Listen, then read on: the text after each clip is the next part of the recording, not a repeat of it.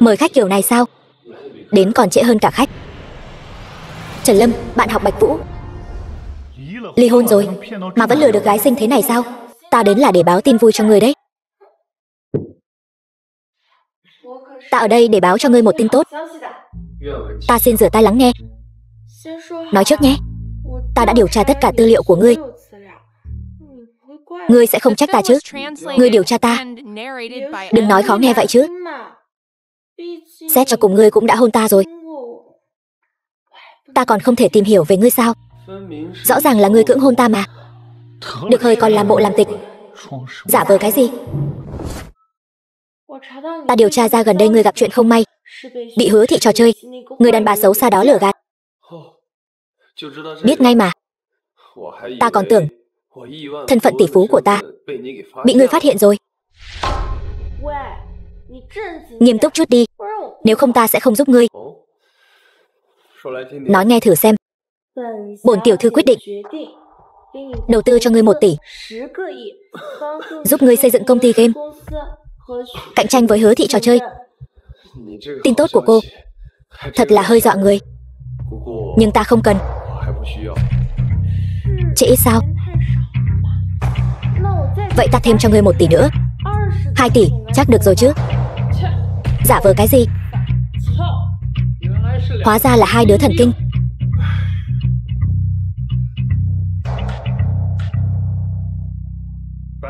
Bạch Vũ, ở đây lừa con gái nhà lành sao? Giỏi đấy giờ. 1 tỷ, 2 tỷ, nói ra như không. Nếu ta không phải bạn học đại học của ngươi thì đã bị ngươi lừa rồi. Ngươi là... Giả vờ không quen ta sao? Ta là Trần Lâm nè. Chúng ta là bạn học mà. Người đẹp, đừng đi cùng loại người này. Hắn ta chỉ là một tên bị vợ cũ đuổi ra khỏi nhà, không tiền. Ngươi còn có đứa bạn ngốc nghếch thế này nữa sao? Ta nhớ ra rồi. Trần Lâm, không phải ngươi đã tiêu hết tiền tiết kiệm của cha mẹ, chạy sang Mỹ Quốc cải tạo rồi sao? Sao lại quay về rồi? Chẳng lẽ là sống không nổi nữa hả? Ngươi biết cái gì? Ta đây là về hỗ trợ xây dựng tổ quốc. Là thấy tiền trong nước dễ lừa hơn chứ gì. Long Quốc không thiếu mỗi mình ngươi. Ngươi, bộ dạng nghèo kiết xác này, vội chạy cái gì vậy? Sợ ta vạch trần ngươi sao? Ngươi còn chưa biết sao? Hắn ta không chỉ là một tên bị vợ cũ đuổi ra khỏi nhà, mà còn ra đi tay trắng. Theo hắn ta thì không có tương lai đâu. Hắn ta không có tương lai thì ngươi có tương lai sao? Dĩ nhiên rồi, anh Trần của ta là kiều bào mà. Hóa ra là kiều bào. Bạch Vũ, đồ rác rưởi bất tài như ngươi, chỉ biết núp sau lưng đàn bà. Khó trách Hứa Mẫn Mẫn coi thường ngươi. Đáng đời. Biết lần này tại sao ta về Hồ Thành không? Lễ kỷ niệm Lam Nguyệt kỷ nguyên của Mẫn Mẫn mời ta làm khách mời. Xin lỗi, ta quên mất. Ngươi giờ bị đuổi ra khỏi nhà rồi. E là đến cả tư cách đi rửa bát cũng không có nữa đâu. Câm miệng. Đồ đàn bà thối, dám đánh ta. Trần ca. Gì thế, thằng nhãi danh nhà ngươi? Ông nội nói là cách đưa tiền chăm sóc hắn quả nhiên không đáng tin cậy, vẫn phải tự mình ra tay. Ngươi cái gì mà ngươi? Không phải chỉ là lễ kỷ niệm của Hứa Thị trò chơi thôi sao? Có gì ghê gớm chứ? Trước đó Hứa Thị trò chơi gửi thư mời cầu xin nhà họ Văn ta đến. Lúc trước ta còn chẳng muốn đi đâu. Ngươi yên tâm, hôm kia lễ kỷ niệm này ta sẽ đi cùng ngươi, chống lưng cho ngươi. Chúng ta đi. Hóa ra cô ta chính là vị đại tiểu thư nhà họ Văn. Khó trách dám đầu tư 2 tỷ. Cô ta hoàn toàn có lý do chính đáng. Đừng nói 2 tỷ, ta mà tiêu 200 triệu, cha ta cũng đánh ngỏm ta. Không cần cảm ơn ta, bản tiểu thư luôn hào hiệp. Thật ra không cần đi đâu. Dừng lại. Cứ quyết định vui vẻ như vậy đi. Tạm biệt. Bản tiểu thư đã nói là không đi cũng phải đi rồi. Không có gì, tặng một món quà cho ngươi. Cất giữ cẩn thận. Đây là tín vật định tình. Nghĩ gì vậy? Cái này là bùa bình an ta đặc biệt cầu xin được đấy. Để bảo vệ bình an, cất giữ cẩn thận nhé. Còn đặc biệt cầu bùa cho ta nữa. Còn nói không phải, còn đeo bên mình nữa chứ. Rõ ràng là muốn. Dừng lại. Cứ vậy đi. Mai gặp. Bye bye. Thật sự có người tặng con gái. Thứ này làm quà sao? Vẫn là tặng cho ông già đi. Cứ nói là cháu rể quý của ông tặng.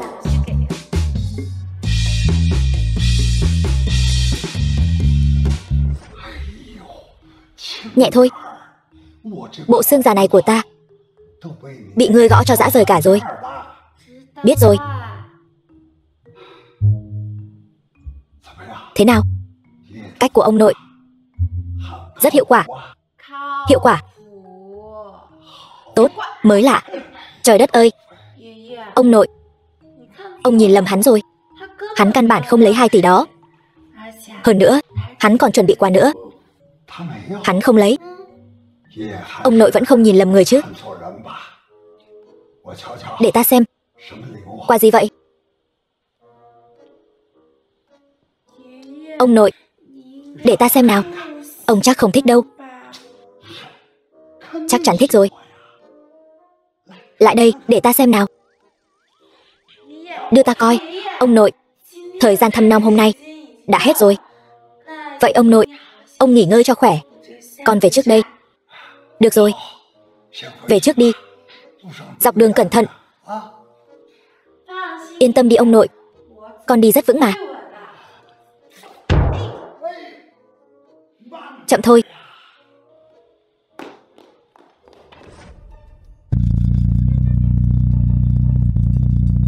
Văn tiên sinh, ngươi đồng ý 100 vạn. Nhớ gọi cho huynh đệ của ta.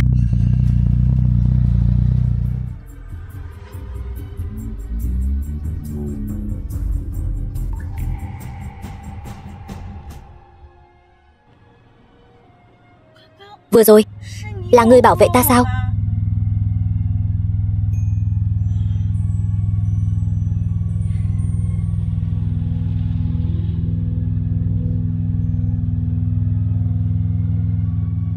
Alo, Vũ ca, đa tạ ngươi. Sao tự nhiên lại cảm tạ ta? Không có gì. Tóm lại là thật sự rất cảm tạ ngươi.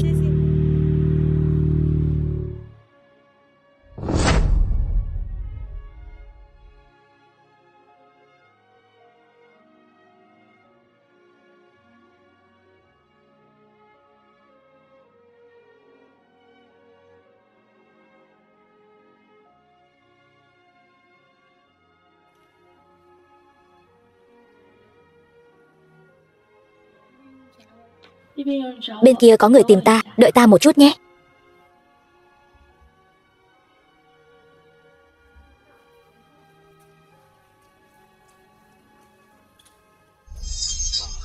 Khiến ta mất mặt trước mọi người. Xem ta hôm nay xử đẹp ngươi không?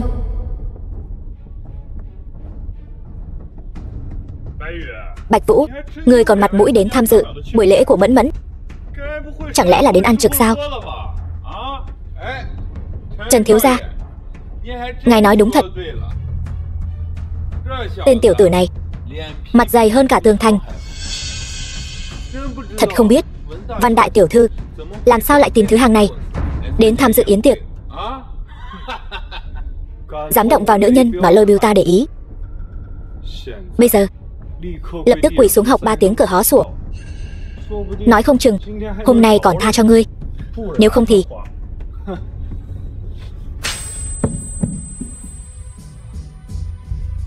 ngươi là cái thá gì cũng xứng ở đây sủa bậy. Ngươi dám đánh ta? Người đâu? Lấy mạng hắn cho ta. Lôi thiếu, ngài không sao chứ? Mấy người các ngươi còn đứng ngây ra đó làm gì? Trước tiên phế cái chân của hắn cho ta. Dừng tay, tránh ra. Các ngươi muốn làm gì? Văn tiểu thư, Bạch Vũ làm Lôi thiếu bị thương, chẳng lẽ ngươi muốn bao che cho hắn? Ngươi là ai? Lôi Bưu là cha ruột của ngươi sao? Ngươi, chúng ta mới gặp nhau hôm kia mà. Cút. Chó tốt không cản đường. Hy Nguyệt, loại người bất tam bất tứ này sao có thể xứng làm bạn với ngươi chứ? Đúng vậy, loại rác rưởi này không nên bước vào cửa lớn này. Vô lễ. Nữ nhân kia, ngươi dám đánh ta? Ngươi mắng ai đấy? Hy Nguyệt là nữ nhân mà Lôi Bưu ta để ý, cũng là thứ mà ngươi có thể mắng sao? Yên tâm đi, ta sẽ không để ai làm hại ngươi đâu. Lôi thiếu, xin hãy tự trọng. Đường Kiên, lần trước ta đã cảnh cáo ngươi rồi. Bạch đại ca là thần y chữa khỏi bệnh cho ông nội ta. Ngươi vô lễ như vậy là đang muốn làm địch với Văn gia ta sao? Cái gì? Hắn chính là thần y chữa khỏi cho Văn Trường Sơn. Trẻ như vậy, ta nghe nói bệnh của Văn gia chủ kỳ quái lắm, không ngờ lại được hắn chữa khỏi. Vậy chẳng phải Lôi thiếu bị cắm sừng rồi sao? Ta nghe nói hôm nay hắn định cầu hôn cô ta đấy. Họ Bạch bất quá chỉ là biết chút y thuật tầm thường, có gì ghê gớm chứ? Bất quá chỉ là làm việc cho bọn nhà giàu chúng ta mà thôi, vĩnh viễn không cùng đẳng cấp với người ta. Đồ ngốc, bám được phú bà thì đã sao, rồi cũng bị người ta xử lý thôi. Người của Hứa gia, cút ra đây cho ta. Ta ở đây. Vân Đỉnh Thiên Cung này là sản nghiệp của Lôi gia ta. Nể mặt thiên thần Bạch Đế sẽ đến dự, mới cho Hứa thị trò chơi các ngươi mượn để tổ chức khánh điển. Loại người không ra gì này mà ngươi cũng dám cho vào đây làm bẩn đất của Lôi gia ta, ngươi bồi thường nổi không hả? Thì sao nào? Ngươi muốn ta phải tự mình ra tay sao? Đồ cờ hó, cứ phải đến quậy phá Hứa gia chúng ta mới được hả? Hôm nay có thiên thần Bạch Đế giá lâm, nếu muốn sống thì mau cút xéo cho ta, đuổi ta đi. Ngươi cũng xứng sao?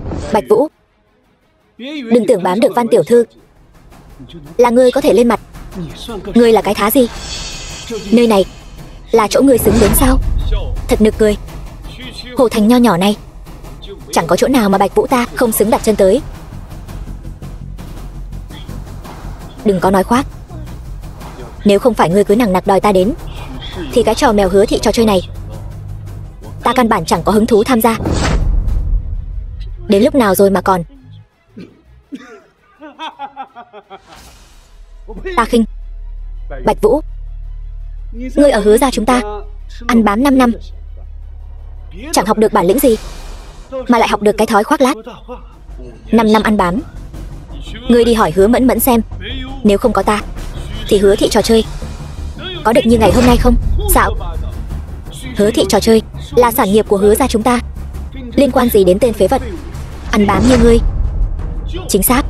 Ngươi tưởng mình là ai? Khánh điển hôm nay mời đến chính là thiên thần của giới game toàn cầu, niềm vinh quang của Long Quốc chúng ta, người sở hữu Bạch Đế tập đoàn. Bạch Đế đại nhân, ngươi vậy mà dám nói đây là trò mèo? Chẳng lẽ ngươi tưởng mình họ Bạch là thiên thần Bạch Đế sao? Vậy tại sao không thể là ta? Nếu ngươi là thiên thần Bạch Đế thì ta chính là U Châu Thanh Đế. Trong thế giới game toàn cầu, Thanh Đế chính là nhân vật tầm cỡ ngang hàng với Bạch Đế. Tên phế vật ăn bám này mà có thể là Bạch Đế thì ta cũng có thể là U Châu Thanh Đế. Hy Nguyệt, tên phế vật này toàn nói xàm, cô đừng để hắn lừa. Bị lừa cũng là ta tình nguyện, liên quan gì đến ngươi? Con đàn bà kia, sớm muộn gì ta cũng chơi nát ngươi, còn phải lấy mạng lão già Văn Trường Sơn nữa. Cả nhà họ Văn đều nằm trong tay ta. Đồ bỏ đi. Ngươi còn dám cười? Người đâu? Lập tức tống cổ hắn ra ngoài cho ta. Buông tay. Ta xem thử kẻ nào dám. Ta là gia chủ nhà họ Văn. Hôm nay kẻ nào dám động thủ chính là công khai đối địch với nhà họ Văn ta. Văn Hy Nguyệt, ta còn ở đây một ngày, nhà họ Văn không đến lượt ngươi làm chủ. Văn thúc, ngài đến rồi. Cháu trai, bận tâm đến loại rác rưởi này làm gì? Quay đầu xử lý là được rồi. Vẫn là chuyện của ngươi và Hy Nguyệt quan trọng hơn. Nhị thúc, ta và Lôi Bưu có thể có chuyện gì chứ?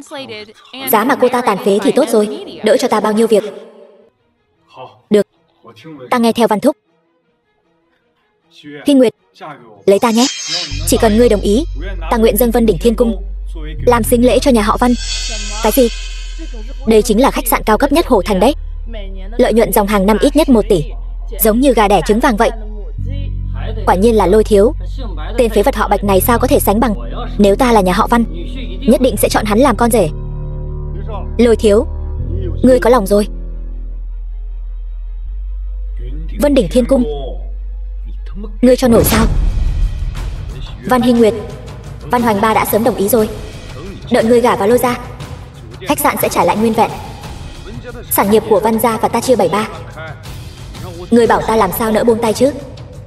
Tốt. Tốt lắm. Chọn ngày không bằng gặp ngày. Hôm nay ta làm chủ. Văn Hy Nguyệt gả cho Lôi Thiếu. Hai nhà chúng ta liên hôn, đời đời kết giao. Hy Nguyệt, đợi khi nào Thiên Thần Bạch Đế đại nhân đến, ta sẽ mời ngài làm chứng hôn cho chúng ta. Vì ngươi, ta có thể trả bất cứ giá nào. Lấy hắn. Lấy Lôi Thiếu. Lấy hắn. Ta không đồng ý. Văn tiểu thư, Lôi Thiếu nhà chúng ta mạnh hơn tên phế vật Bạch Vũ này gấp vạn lần. Cô đừng có không biết điều. Hy Nguyệt, nhị thúc đều là vì muốn tốt cho con, nhưng con cũng phải nghĩ cho Văn gia chứ. Chuyện hôn sự của ta còn chưa đến lượt ông làm chủ. Này lão gia bệnh nặng nằm liệt giường. Với tư cách là trưởng bối, ta làm chủ, ngươi gả cho Lôi Thiếu. Sao vậy? Ngươi, Lôi gia chi chủ, Lôi gia là hội trưởng thương hội Long Quốc, từ trước đến nay vẫn luôn là đối tác thân thiết của Văn gia ta. Thế mà ngươi, vì tên mặt trắng này, lại dám từ chối Lôi gia, còn muốn làm gia chủ Văn gia nữa chứ?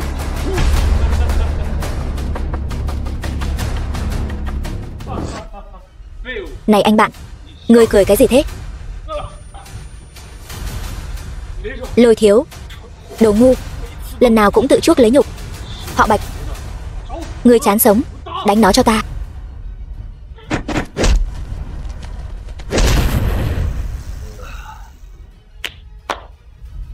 Văn Hoành Ba, ta thấy ngươi chán sống rồi. Lần nào cũng bị đánh mà không biết đau. Cút xéo, Bạch Vũ. Ngươi, đủ rồi.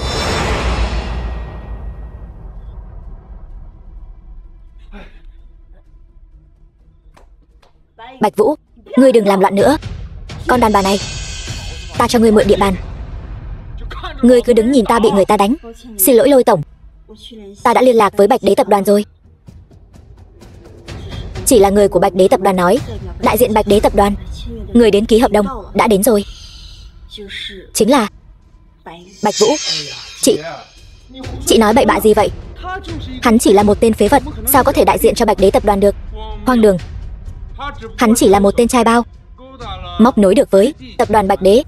Selena tiểu thư có tư cách gì đại diện Bạch Đế tập đoàn? Là Selena tiểu thư của Bạch Đế tập đoàn chính miệng nói, Bạch Vũ hôm nay toàn quyền đại diện Bạch Đế tập đoàn. Bạch Vũ, người rốt cuộc là ai?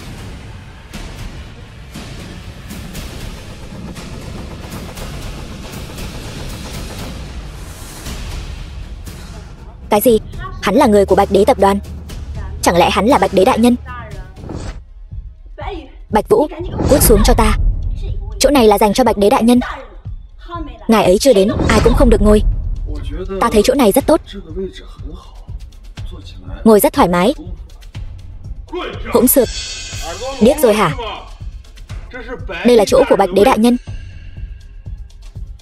Hứa Mẫn Mẫn, vị Bạch Đế đại nhân mà các người nói, sao ta chưa từng nghe Selena nói qua? Có phải Hứa thị trò chơi tập đoàn các người lại giở trò lừa gạt người chơi không? Ngươi đừng nói bậy. Vậy ta có thể tiếp tục ngồi đây không? Được.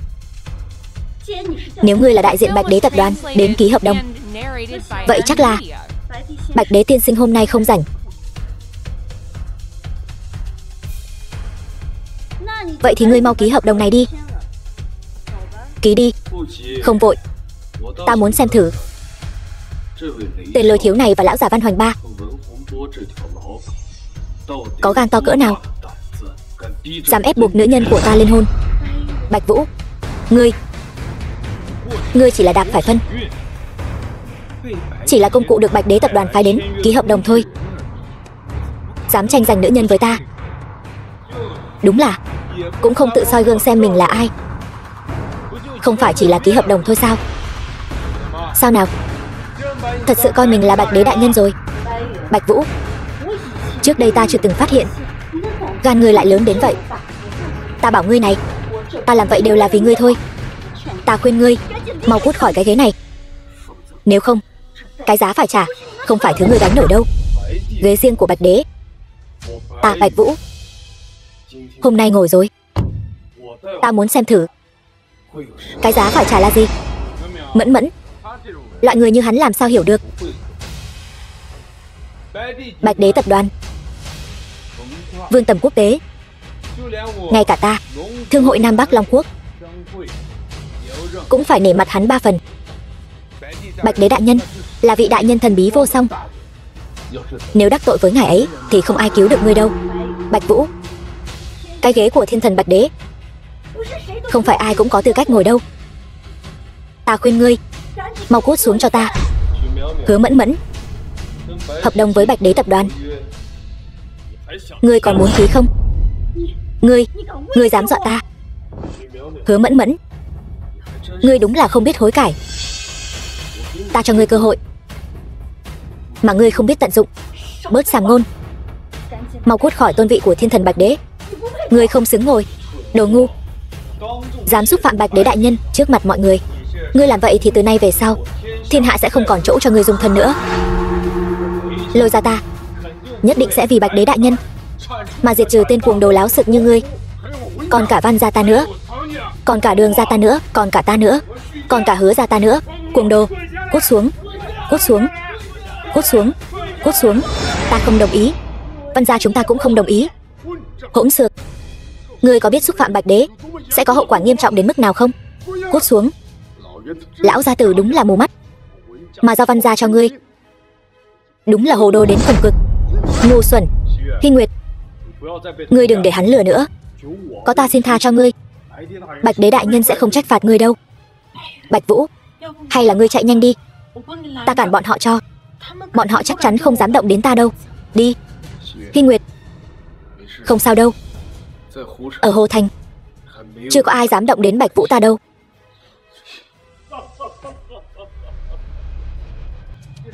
Đây là đám cờ háo mèo nào đây,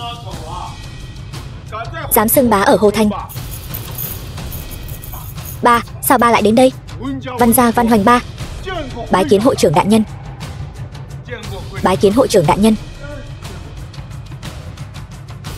Nào, mọi người cũng đừng quên Tống ty trưởng của chúng ta. Mau mau bái kiến Tống ty trưởng. Tống ty trưởng, thật ra ta muốn cùng ngài gặp Bạch Đế đại nhân, bàn bạc về mảng game khu Nam,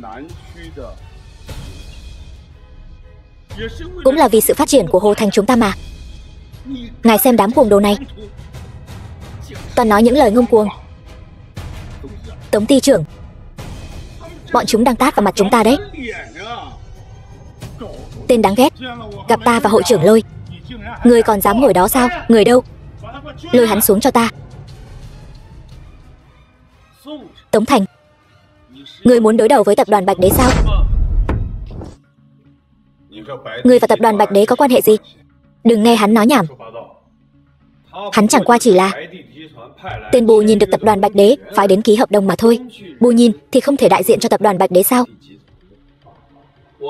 Ta thấy ngươi cũng chẳng phải hội trưởng Nam Quốc, sao cũng giống như cờ hó hoang ở đây mà sủa bậy. Ngươi, Tống ty trưởng, người ta hình như không coi ngươi ra gì cả.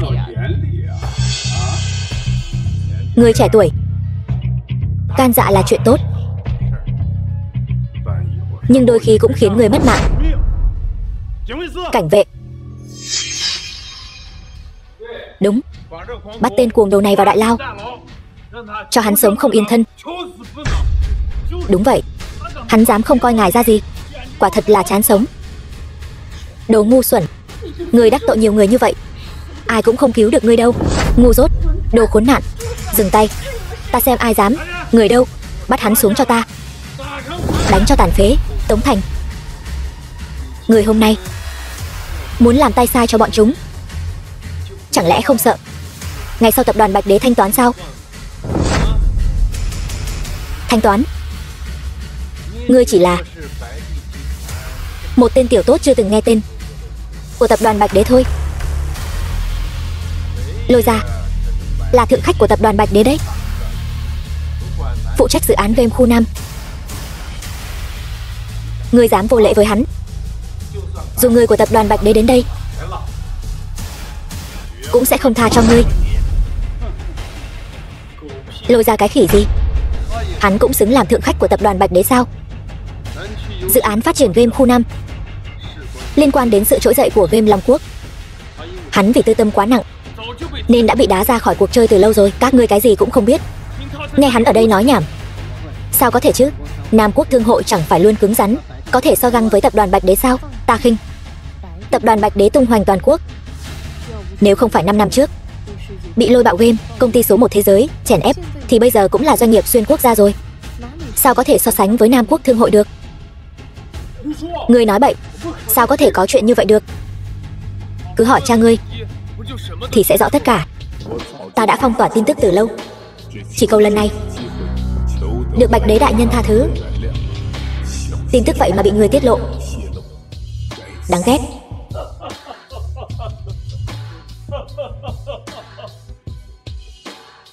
Kẻ sắp ngỏm còn ở đây nói nhảm. Quan hệ của ta và tiểu thư Selena rất mật thiết. Làm sao ngươi, một tên tiểu tốt, có thể hiểu được? Tống ty trưởng còn không ra tay sao? Còn để hắn tiếp tục ở đây mê hoặc lòng người sao? Người ta dù sao cũng là ty trưởng Hồ Thành, ngay cả tập đoàn Bạch Đế cũng phải nể mặt. Còn ngươi thì hay rồi, sai khiến như sai vặt. Lôi Ra, dự án game khu Nam liên quan đến mạch sống kinh tế của Hồ Thành. Ngươi thật sự bị đá ra ngoài rồi. Ngươi thật sự không ra tay sao hả? Được, ta sẽ gọi điện cho tiểu thư Selena ngay bây giờ. Xem nào, lũ cuồng đồ các ngươi có tư cách gì mà ngồi ở đây? Tại ngươi phá hỏng chuyện tốt của ta. Nếu đã dám ngồi vào vị trí của Bạch Đế đại nhân, vậy thì để ngươi ngỏm đi, xem ai dám chất vấn ta. Lôi Trọng Văn. Tiểu thư Selena, nói cho cô một tin xấu. Tên mà cô phái đến hình như điên rồi, dám bất kính với Bạch Đế đại nhân ngay tại chỗ. Được, ta nhất định sẽ giải quyết chuyện này. Thôi được rồi, Lôi Trọng Văn, bài học dành cho ngươi vẫn còn quá nhẹ. Hủy bỏ tư cách hợp tác của ngươi vẫn chưa đủ phải không? Ngươi còn dám bất kính với Bạch tiên sinh thì lôi ra cút khỏi Hồ Thành đi. Tiểu thư Selena là hắn chiếm chỗ của Bạch Đế đại nhân, đâu phải ta. Bạch tiên sinh được Bạch Đế đại nhân đích thân ủy quyền. Ngươi có dị nghị gì không? Ta không có dị nghị gì. Ba, tình hình thế nào rồi? Có phải bây giờ có thể làm thịt tên cờ hó đó không? Làm thịt ngươi thì có, còn không mau xin lỗi Bạch tiên sinh. Sao có thể? Sao hắn ta có thể được gọi là tiên sinh? Hỗn xược. Ngươi muốn Lôi Ra bị người hại ngỏm sao?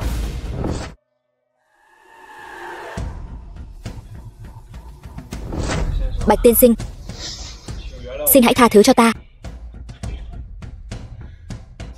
Xin Bạch tiên sinh tha thứ. Người này họ Bạch, lại còn được Bạch Đế đại nhân ủy quyền, thân phận chắc chắn phi phàm. Với thực lực của Lôi Ra ta lôi kéo, giành lại quyền phát triển game khu Nam cũng không phải chuyện khó. Lôi hội trưởng thật có khí phách. Bạch tiên sinh, nói đùa rồi. Bạch tiên sinh có quan hệ gì với Bạch Đế đại nhân vậy? Con trai ngươi vừa rồi còn muốn làm thịt ta đấy, bây giờ ngươi lại khúm núm với ta. Ngươi coi ta là kẻ ngốc sao? Hiểu lầm thôi. Con trai ta nào biết vị trí của ngươi ở tập đoàn Bạch Đế Tuyệt đối là hiểu lầm. Lão già này không lẽ đã đoán ra được gì rồi? Đã biết rồi, sao còn không mau cút đi cùng với đứa con trai ngu ngốc của ngươi, còn trướng mắt nữa. Tên này thân phận chắc chắn không tầm thường. Bạch tiên sinh nói đùa rồi. Con trai ta đã đắc tội với ngươi, nào có đạo lý không đền tội. Không chỉ phải đền tội, mà còn phải bồi thường hậu hĩnh. Làm ơn đi, Bạch tiên sinh, giúp ta giới thiệu với Bạch đế tiên sinh. Trò chơi này phát triển đối với Lôi gia ta vô cùng quan trọng. Ba nó chỉ là một tên nghèo kiết xác, sao có thể quen biết Bạch đế đại nhân? Hỗn xược, có thể đừng để nó sổ bậy được không? Khá phiền phức. Đồ cờ hó, ngươi câm miệng. Ngươi mới là đồ cờ hó. Ngươi muốn phá hỏng đại sự của Lôi gia ta sao? Bạch tiên sinh, Lôi gia nguyện dùng Vân Đỉnh Thiên Cung làm bồi thường, mong ngài nhất định phải nhận cho. Không được. Vân Đỉnh Thiên Cung là sính lễ ta muốn tặng cho Hy Nguyệt. Sính lễ sao? Sính lễ? Ngươi có đồng ý không? Của hắn ta không đồng ý, nhưng nếu là của ngươi, ta có thể cân nhắc. Phát triển game khu Nam, Lôi gia các ngươi có lẽ vẫn có thể tiếp tục tham gia, nhưng tuyệt đối không thể là người dẫn đầu. Ngươi không hối hận chứ? Ta Lôi Trọng Văn tuyệt không hối hận.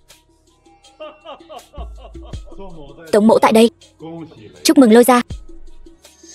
Cảnh vệ, lui ra.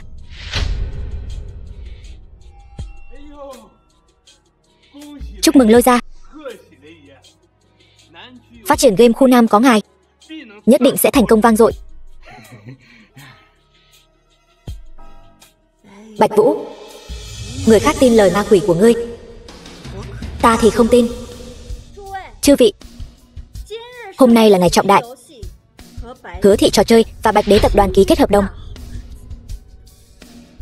Ta tuyên bố buổi lễ tiếp tục.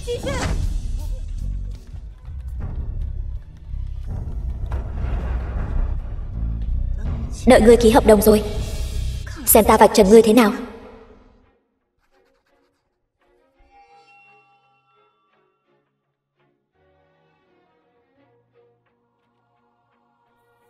Hy Nguyệt, nàng thấy trang trí của Vân Đỉnh Thiên Cung thế nào? Có thích không? Khá tốt, sao vậy? Nếu thích thì tặng cho nàng đấy. Thật sao?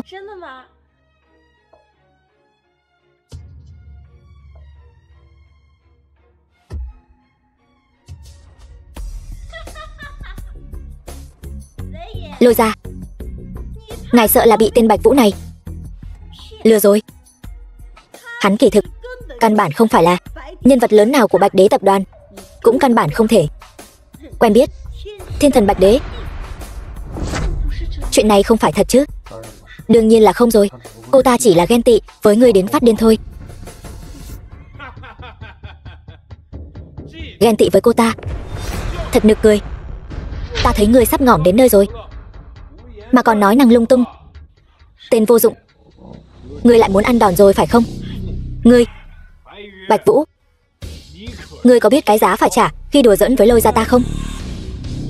Tên khốn, ngươi dám giễu cợt Lôi gia chúng ta, thật là chán sống. Ngươi rốt cuộc có quan hệ gì với Bạch đế tiên sinh? Ngươi đoán xem. Không giả bộ được nữa rồi chứ gì? Còn không mau quỳ xuống đất cầu xin Lôi gia tha thứ. Muốn lấy Vân Đỉnh Thiên Cung này, ngươi cũng xứng sao? Đúng vậy, không chứng minh được thân phận của mình, quỳ xuống đất cho ta, khấu đầu 100 cái. Bạch Vũ, ta khuyên ngươi nên nhận lỗi.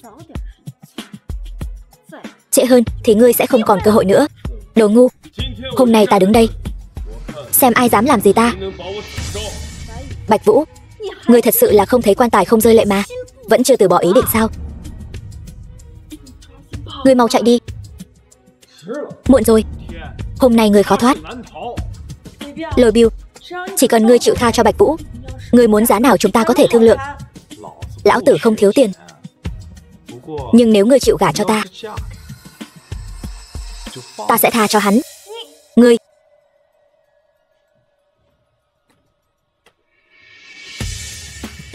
đừng nói nhảm với hắn nữa, đợi lát nữa sẽ có lúc hắn khóc. Người đâu? Xử hắn.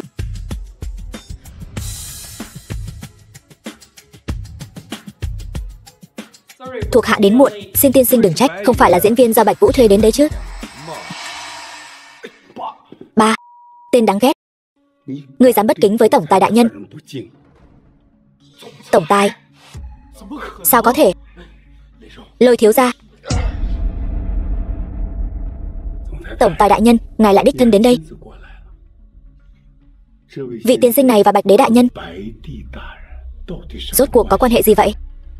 Bạch tiên sinh và Bạch Đế đại nhân quan hệ rất thân thiết, toàn quyền đại diện cho Bạch Đế đại nhân.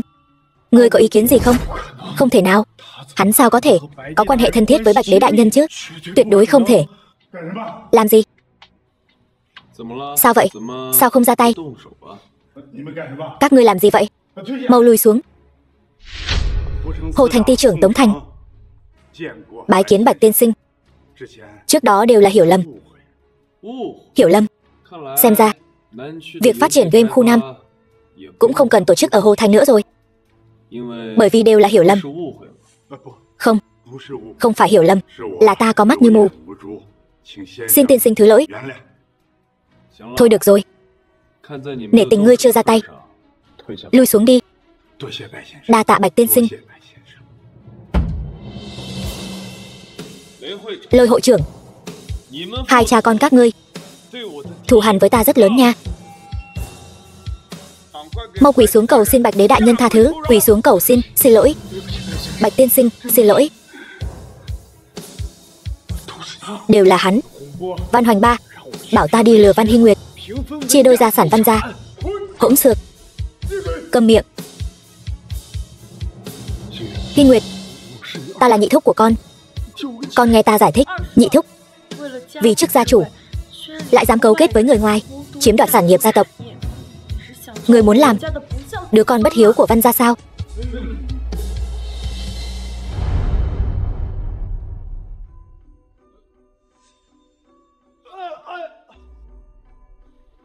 Kể từ hôm nay, Bạch Đế tập đoàn hủy bỏ tất cả hợp tác với Lôi gia, Đường gia và Hứa gia.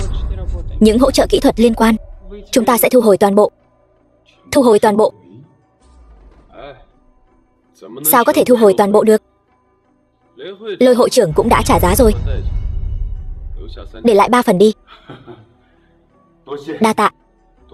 Đa tạ. Người bất nhân thì đừng trách ta bất nghĩa.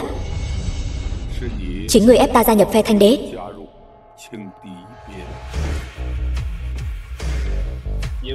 Hai người các ngươi không phải muốn khấu đầu sao? Bây giờ có thể bắt đầu rồi. Ta sai rồi, xin ngài tha cho ta. Tất cả là tại cô ta, tất cả là do Hứa Mẫn Mẫn này. Cô ta mê hoặc ta, không liên quan gì đến ta cả. Hiểu lầm thôi. Ta còn chẳng quen biết bọn họ. Vũ ca, tin ta đi. Câm miệng. Nhanh chóng làm theo. Vũ ca, ta sai rồi, xin ngài tha cho ta. Tha cho ta.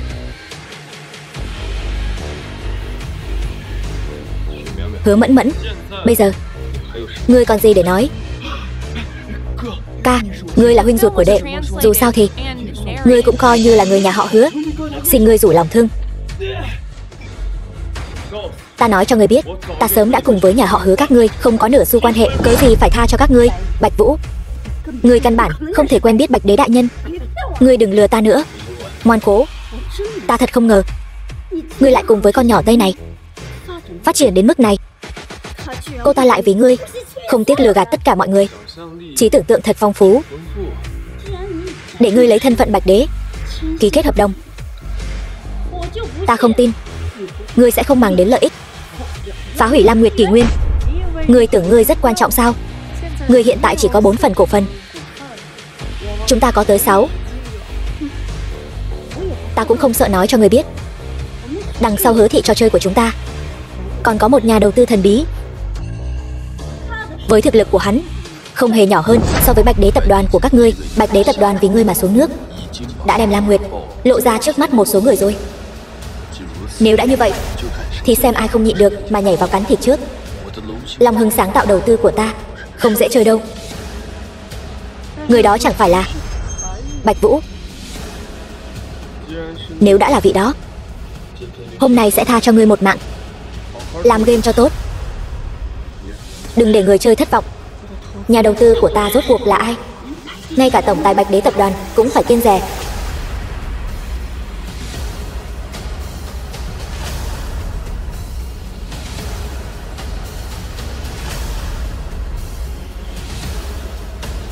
Bạch Vũ, người rốt cuộc là ai?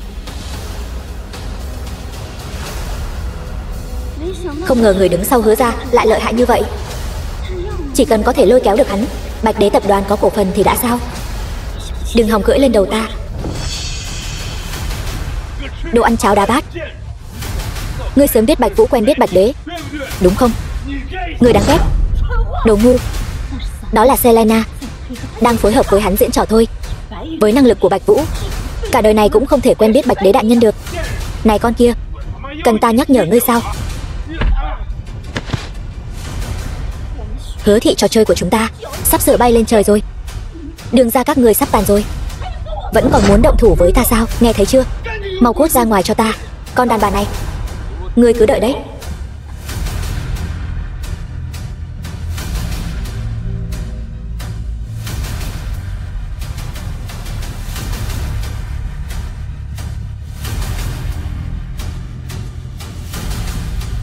Ta tuyên bố, Đại điển Lam Nguyệt tiếp tục được tổ chức thuận lợi.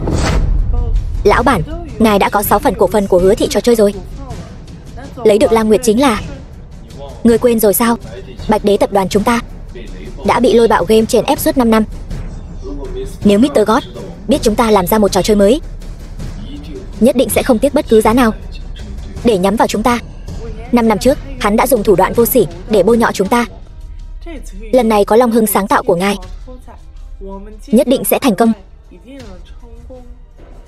Trò chơi trong nước muốn vươn ra thế giới, dù có khó khăn đến đâu cũng phải thành công. 5 năm mài một kiếm. Hiện tại những người khác vẫn chưa biết Lam Nguyệt có thể đại diện cho giá trị của game trong nước. Đây là một cơ hội, cũng đồng thời là một thử thách. Chúc mừng, người chơi trò chơi Lam Nguyệt kỷ nguyên của ngài đã vượt qua 30 triệu, danh vọng cộng 999. Hệ thống thưởng một chiếc nhẫn sức mạnh. Nhẫn sức mạnh có được sức mạnh gấp 50 lần bản thân.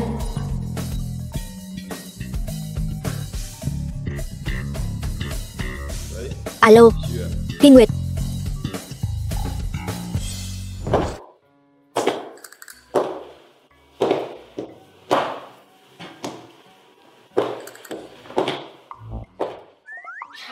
Điều tra. Không được. Lần trước điều tra hắn đã nổi giận rồi. Không điều tra. Không được. Bí mật nhỏ của hắn thật sự là quá nhiều.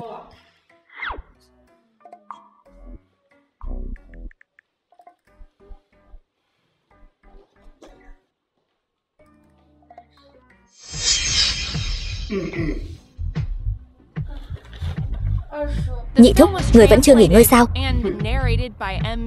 Gọi điện cho ai vậy? Không ai, một người bạn. Ta lên lầu trước đây. Chậm đã, đừng vội nghỉ ngơi. Nhị thúc có lời muốn dặn dò con. Dặn dò? Ta, lão gia tử giao văn gia cho con đã đủ vất vả rồi, không bằng giao Vân Đỉnh tiểu điếm cho Tiểu Bân quản lý, chia sẻ gánh nặng cho con. Đúng vậy chị, chúng ta đều là người một nhà. Không bằng giao cho ta đi. Vân Đỉnh tiểu điếm là của Bạch đại ca, ta căn bản không có ý định lấy. Cái gì của con của hắn? Của con chính là của Văn gia, không thể nói lý. Đứng lại, con chẳng lẽ muốn từ chối? Đúng, Vân Đỉnh Thiên Cung trị giá chục tỷ, hơn nữa đây là sản nghiệp gia tộc, con có tư cách gì quyết định? Nhị thúc, người dám đánh ta? Chị, đừng kích động. Cút ra. Sao? Con còn muốn đánh ta sao? Ta là gia chủ. Hôm nay chuyện này nhất định phải cho ta một lời giải thích. Hôm nay ta nói rõ ở đây, không lấy được Vân Đỉnh Thiên Cung, ngày mai ta sẽ truyền tin tức ra ngoài, để hắn không còn mặt mũi nào sống ở Hồ Thành. Người vong ân bội nghĩa, ông nội là do hắn cứu tỉnh lại. Thằng nhãi đó nếu thật sự có bản lĩnh, lão già đó hiện giờ vẫn chưa xuống giường được. Ta nói cho ngươi biết, nếu ngươi còn không nghe lời, ngày mai ta sẽ rút ống thở của lão già đó. Ngươi điên rồi. Đó là ông nội đấy. Chị, chúng ta sẽ hại ngươi sao? Nhà chúng ta nuôi ngươi lớn đến chừng này, làm chút việc cũng không chịu. Chẳng lẽ ngươi là đồ vong ân bội nghĩa sao? Dám đối đầu với ta, ta cảnh cáo ngươi, hôm nay dù ngươi có phải ngủ với hắn, cũng phải lấy Vân Đỉnh Thiên Cung về cho ta. Mơ tưởng hão huyền. Hôm nay ngươi muốn đi cũng phải đi, không muốn đi cũng phải đi. Phòng đã chuẩn bị sẵn cho ngươi rồi. Không lấy được Vân Đỉnh Thiên Cung thì ngươi cứ ra nghĩa địa mà tìm lão già đó.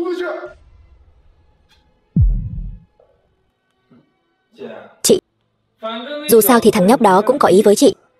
Chuyện này chẳng phải dễ như trở bàn tay sao?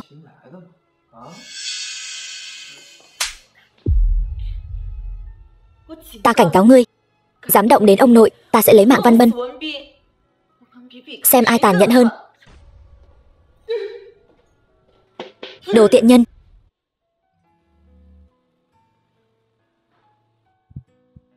Bạch Vũ. Alo, Hy Nguyệt, em vừa bị sao vậy? Vũ ca ca, em uất ức quá. Đừng xến xúa nữa, ai mà dám bắt nạt ngươi chứ? Đồ vô lương tâm. Ngươi không thể an ủi ta trước được sao? An ủi, được thôi. Ngươi đang ở đâu? Ta đến tìm ngươi. Làm sắc yêu cơ gì đó. Dám đến không? Khách sạn Tình Thú. Cái gì vậy? Nếu mà ngươi không dám đến thì thôi vậy, vậy đi. Đợi ta.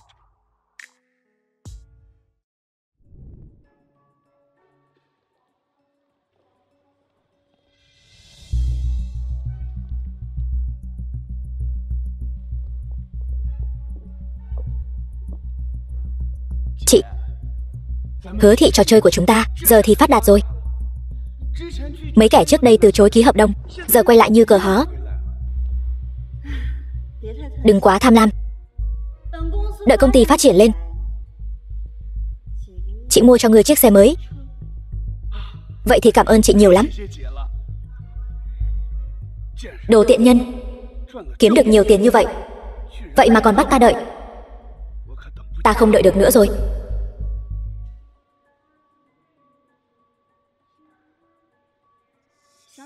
Thôi, muộn rồi. Ta về nhà trước đây. Về sớm với mẹ đi, đừng có làm loạn ở ngoài đấy. Dạ chị.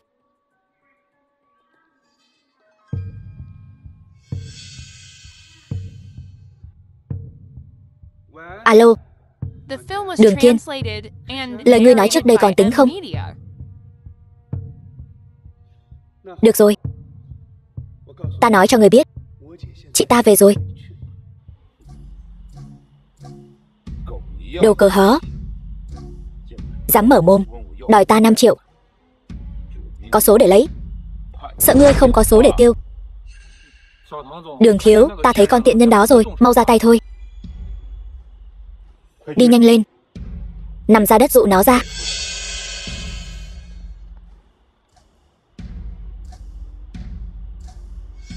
Con tiện nhân, có thuốc mới của Nhật Bản. Lần này ta nhất định phải đòi lại những gì đã mất trên người ngươi.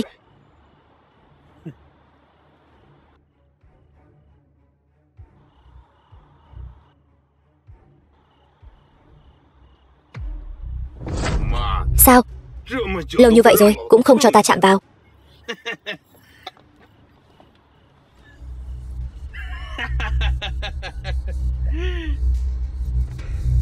Đi nhanh lên, lấy lam sắc yêu cơ của ta ra đây.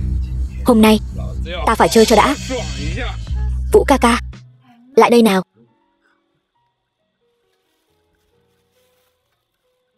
Nghĩ gì thế? Tôm hùm đất nguội rồi ăn không ngon đâu.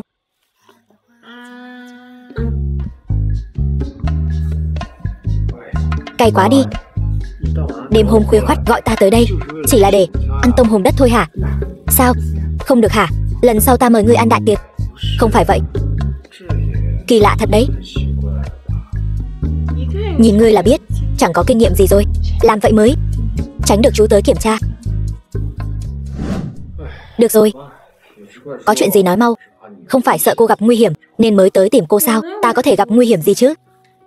Trong căn phòng này, mối nguy hiểm lớn nhất chẳng phải là ngươi hay sao? Này, ta giúp cô.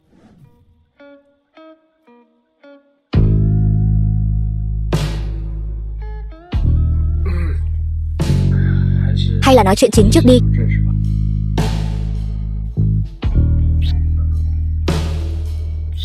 Ăn xong rồi nói.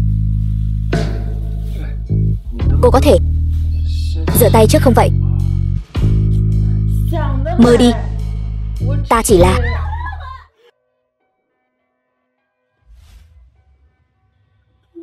Thật không vậy? Chú ở Hồ Thành thật sự tới kiểm tra rồi. Cô không phải rất có kinh nghiệm sao?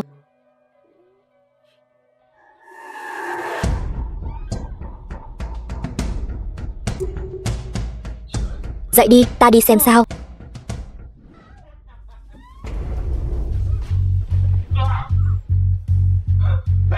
Bạch Vũ, ngươi sao ngươi lại ở đây? Bạch Vũ, ngươi tới cứu ta sao? Bây giờ ta đang ở đây. Xem ta có thể làm gì ngươi. Con nhỏ Tây đó lại không có ở đây. Anh hung hăng cái gì? Đánh được hả? Được, chờ đấy cho ta. Ta sẽ gọi người tới băm ngươi ra cho cờ họ ăn. Mang người tới đây cho ta. Mang người theo. Ta bị đánh rồi. Bạch Vũ, bọn chúng có vũ khí nhưng mà cũng chỉ là lũ rác rưởi thôi. Xử lý hết một lượt là được. Bạch Vũ, cảm ơn đã tới cứu ta. Ta xin lỗi anh. Cô đừng có tự mình đa tình. Ta chỉ là không thể nghe lũ rác rưởi này kêu gào thôi. Bạch Vũ, bây giờ ta và anh đều đã có con đường riêng của mình. Chẳng phải như vậy tốt hơn sao? Ta không buông tha cho ngươi. Ngươi và Selena cũng không thể ở bên nhau.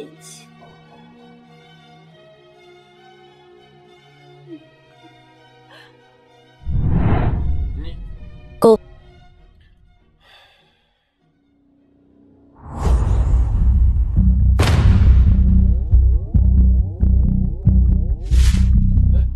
Phi Nguyệt, ngươi tới khi nào vậy? Ngươi nghe ta giải thích. Cô ta đang nghe đây. Vừa hay ta cũng đang muốn hỏi ngươi chuyện này. Ngươi ngàn vạn đừng nghe cô ta nói bậy. Ta kỳ thật cẩn thận. Chuyện này là sao? Lấy mạng hắn cho ta.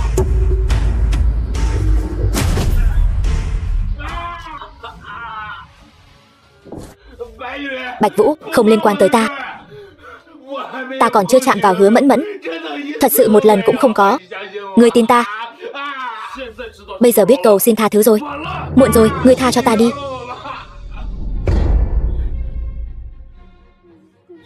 Bạch Vũ, ta thật sự yêu ngươi. Ta thật sự... Đừng nhìn, cô ta bị chuốc thuốc rồi. Cô ta không ổn lắm. Ta thấy cũng vậy. Mau buông ra. Nói gì vậy? Nói cứ như ta đá cô ta vậy. Bạch Vũ không. Vũ ca, chuyện này không liên quan tới ta. Đúng, đều là do đệ đệ của cô ta. Đệ đệ cô ta, Hứa Bằng, còn tống tiền ta, bắt ta đưa tiền. Thật đó, có hình có bằng chứng. Không tin người xem. Vũ ca, đệ đệ cô ta vì tiền mà bán cô ta đi.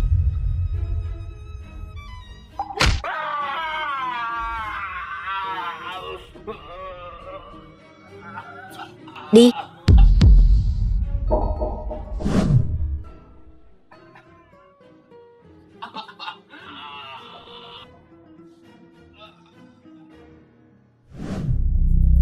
Selena, cái thứ rác rưởi trong lam sắc yêu cơ này Xử lý cho ta.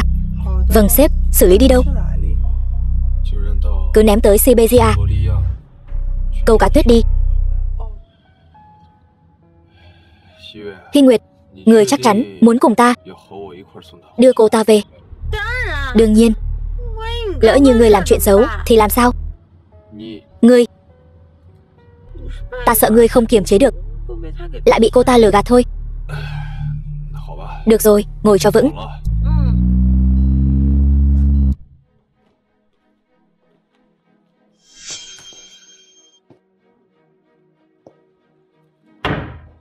Người đối với nơi này cũng khá quen thuộc nhỉ? Phải, nơi này ta đã sống 5 năm. 5 năm sao? Lại đây phụ một tay. Để ta. Bạch Vũ, bây giờ dược hiệu vẫn chưa hết. Chúng ta làm sao đưa cô ta vào phòng? Văn Hy Nguyệt, người có phải ngốc rồi không? Không sợ Bạch Vũ đột nhiên nổi hứng, hai người nối lại tình xưa sao? Cô ta ngủ không được yên ổn lắm.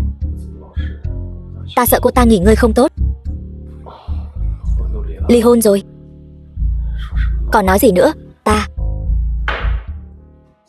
đi thôi, cô ta có thể tự chăm sóc bản thân mà. Được. Bạch Vũ đừng đi. Ta không muốn ly hôn với người nữa. Hóa ra ngươi đã tỉnh từ sớm rồi. Ta nói thuật trị liệu, sao dược hiệu chậm thế? Chẳng lẽ chúng ta tái hôn không tốt sao? Trước đây ngươi yêu ta lắm mà. Ngươi xem ta là gì? Là con cún gọi đến vẫy đi sao? Là vì đàn bà này sao? Ta tốt đẹp chỗ nào? Ngươi đem Vân Đỉnh Thiên Cung, ngươi nỡ lòng nào cho tại sao? Quả nhiên là ngươi. Vì một cái khách sạn, thật là hết thuốc chữa. 10 tỷ. Nó trị giá 10 tỷ. Cớ gì lại cho cô ta chứ? Ta dựa vào cái gì? Dựa vào việc cô ấy là bạn gái ta, dựa vào việc cô ấy tốt hơn cô gấp vạn lần, đủ chưa? Vũ ca ca, ta cũng vậy. Tối nay, nếu không phải vì thương hại cô, chúng ta ngay cả em bé cũng đã tạo ra rồi. Cô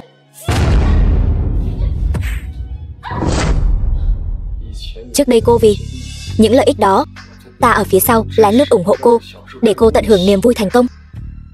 Nhưng không ngờ, cô căn bản không biết cái gì gọi là thỏa mãn. Đến nỗi cô bây giờ lại cảm thấy ngay cả tình cảm cũng có thể dùng lợi ích để trao đổi. Ngươi khi nào? Khi nào thì? Hứa Mẫn Mẫn, cô thật sự nghĩ rằng Hứa thị trò chơi là dựa vào một mình cô phát triển lên sao? Cô thấy bản thân mình có năng lực đó sao? Cô xứng sao? Chúng ta đi. Đúng rồi, thuận tiện nhắc cô một câu, đừng có chuyện gì cũng nghe mẹ cô và cái tên Hứa Bằng đó. Không khéo Hứa thị trò chơi sẽ sập, cô bị bán đi cũng không biết.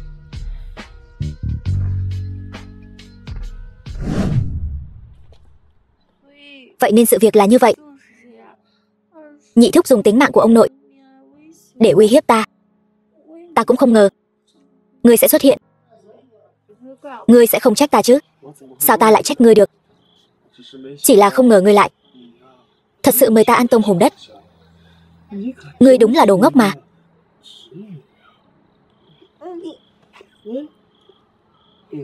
Sửa soạn muốn làm gì? Cô không sợ tạo ra một em bé thật sao?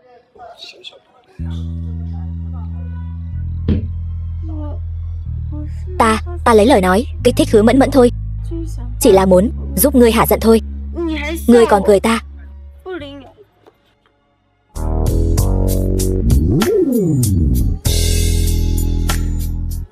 Đa tạ Bạch đại ca. Chúng ta về nhà thôi. Đi thôi.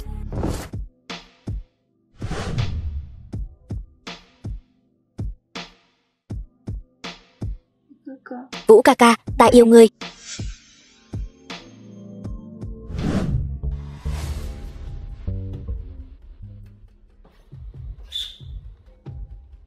Gọi tên lần trước, cho ta.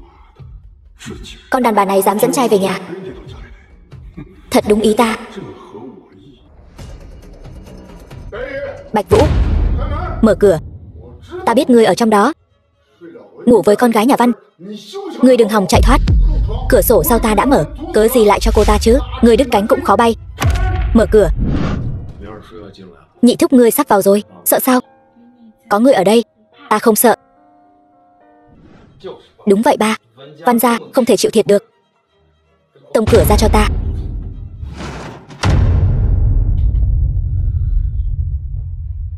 Nhị thúc, đây là phòng ngủ của ta, mời ngươi ra ngoài. Thằng nhãi. Phi Nguyệt là con gái của Văn gia. Ngươi ngay cả sính lễ cũng chưa đưa, mà ngươi dám ngủ với cô ta. Có được sự cho phép của ta chưa? Đúng vậy.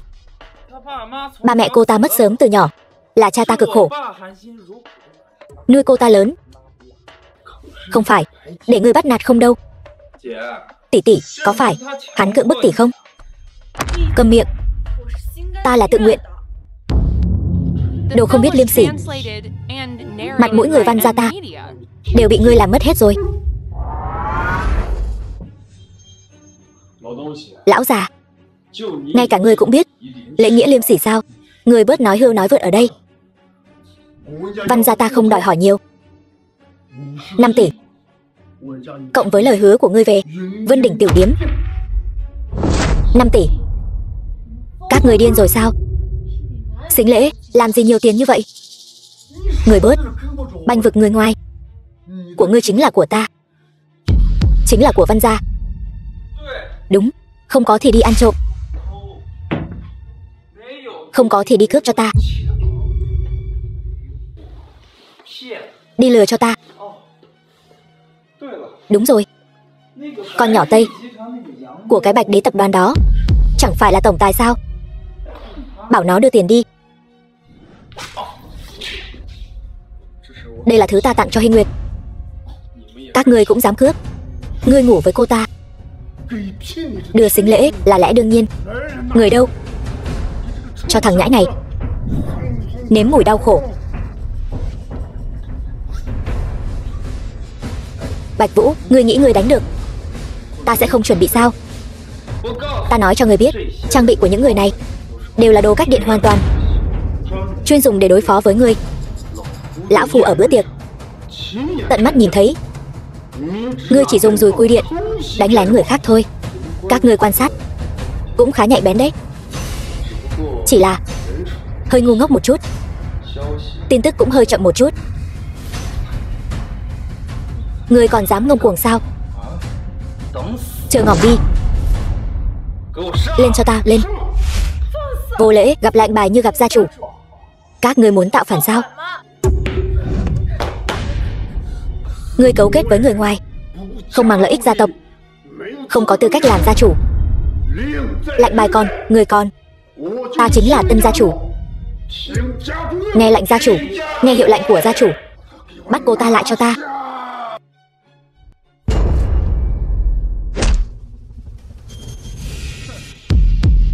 Còn ngây ra đó làm gì? Lên cho ta. Ta đã mang hợp đồng đến rồi. Ký vào đây, cút. Tặng không cho ngươi. Ta tất nhiên.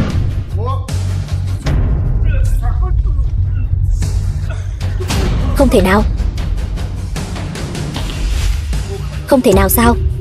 Ai nói với các ngươi ta chỉ mang theo dùi cui điện? Dưới nách ta còn có một cái kích thủy lực nữa. Cứu ta với. Bạch Vũ, mau buông tay ra. Làm việc chừa một đường lui, ngươi đừng có quá đáng. Buông ra. Buông tay ra.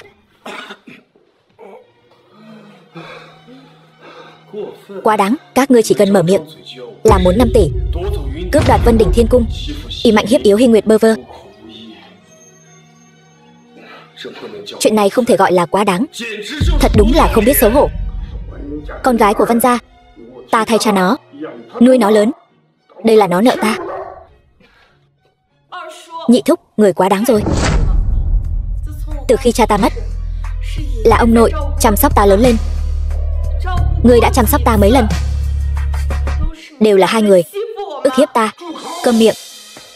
Đừng tưởng rằng hai người ngủ với nhau một lần là ngươi quên thân phận của mình. Sính lễ không đưa thì hai người đừng hòng ở bên nhau. Dựa vào đâu? Ta chính là tân gia chủ. Ta nói là được.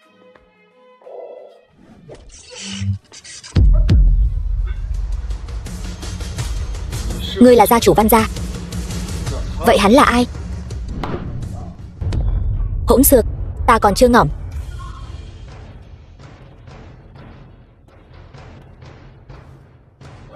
Văn gia khi nào? Đến lượt ngươi quyết định. Cha, ông nội, ông không phải sức khỏe không tốt sao? Sao ông lại về rồi? Nếu ta không về, Văn gia sẽ bị hắn lật tung lên trời. Yên tâm, ông nội trở về chính là vì con mà chủ trì công đạo. Không phải đâu cha, không phải đâu. Là tên tiểu tử thối đó, hắn sỉ nhục Hy Nguyệt trước. Ta thay nó bảo vệ tôn nghiêm của gia tộc, nhưng mà hắn đánh ta và Văn Bân. Ông nội, cha đứng dậy trước đã. Ông nội, lần này chúng ta đã chịu thua rồi. Ta nói với bọn họ để hắn cưới chị, nhưng hắn không những không đồng ý, còn đánh chúng ta.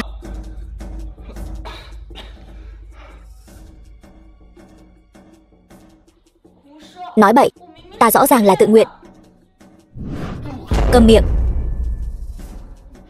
Đồ không biết liêm sỉ. Người ta căn bản không coi trọng cô, ngay cả sính lễ cũng lừa cho cô. Cô còn liều mạng bám theo. Cô có lỗi với sự nuôi dạy của Văn gia dành cho cô không? Vô lễ.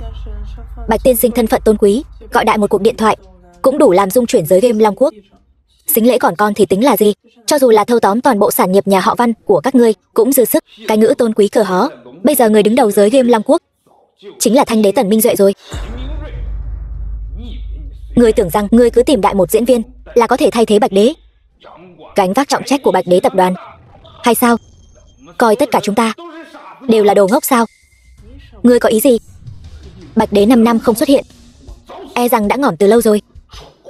Đồ ngu, bị người ta lừa lên giường, còn tưởng bám được đại gia rồi cơ đấy. Ta khinh. Dám phỉ báng đại nhân đã mất. Các ngươi chán sống. Selena.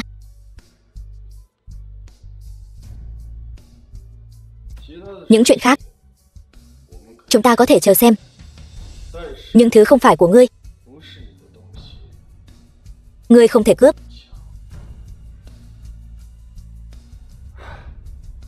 Bạch tiên sinh yên tâm, nhà họ Văn chúng ta nhất định sẽ cho ngài một lời giải thích. Ta không cần lời giải thích nào cả, ta chỉ muốn nói cho các ngươi biết, Hy Nguyệt không phải là quân cờ của bất kỳ ai trong các ngươi. Chuyện hôm nay ta tuyệt đối không cho phép xảy ra lần nữa. Nếu không thì Bạch tiên sinh cứ yên tâm, chỉ cần lão già còn sống một ngày thì sẽ không có ai dám động đến Hy Nguyệt một sợi tóc. Cha thật sự tin hắn có bản lĩnh? Sao có thể? Bạch đế thật sự đã mất từ lâu rồi. Hắn chỉ là kẻ thế thân. Cầm miệng. Ngươi dám nguyền rủa Bạch Vũ đại nhân. Cha có thể không tin, nhưng cha không thể không tin Bắc Quốc Thương hội, không thể không tin Thanh đế thân là hội trưởng. Đây là do chính miệng hắn nói ra, sao có thể là giả được? Đúng vậy ông nội, ông nhất định đừng để bị hắn lừa. Chúng ta bây giờ bắt gian tại trận, còn có thể để hắn giao Vân Đỉnh tiểu điếm ra. Nếu không đến lúc đó Thanh đế đại nhân giáng lâm Hồ Thành, ra tay với Bạch đế tập đoàn, thì nhà họ Văn chúng ta lại có thể kiếm được chút lợi lộc gì chứ? Thanh đế hắn tại sao lại muốn ra tay với Bạch đế tập đoàn? Cũng giống như ngươi có thể làm được gia chủ nhà họ Văn vậy. Thanh đế đại nhân là người duy nhất sau khi Bạch đế biến mất có thể gánh vác trọng trách của giới Yêm Long Quốc. Kỳ tài tuyệt thế, một núi không thể có hai hổ. Những điều này ngươi có hiểu không? Kỳ tài tuyệt thế, cũng chỉ là kẻ ham danh hám lợi, cấu kết với ngoại bang, đồ bỏ đi mà thôi. Bây giờ lại còn thêm một con đường ngỏm. Tên khốn, chỉ bằng ngươi cũng xứng đánh giá Thanh đế đại nhân sao? Thanh đế cái khỉ gì? Hắn ta bất quá chỉ là ăn vạ Bạch đế đại nhân, mà phát triển lên đến sách giày cho Bạch tiên sinh cũng không xứng. Cấu kết với ngoại bang, chèn ép game nội địa, thừa dịp tập đoàn Bạch đế chịu sự trừng phạt, ra sức bóc lột người chơi. Tập đoàn Tần thị cũng xứng sách giày cho ta sao? Bạch tiên sinh nói đúng lắm. Bạch Vũ, ngươi ngông cuồng cái gì?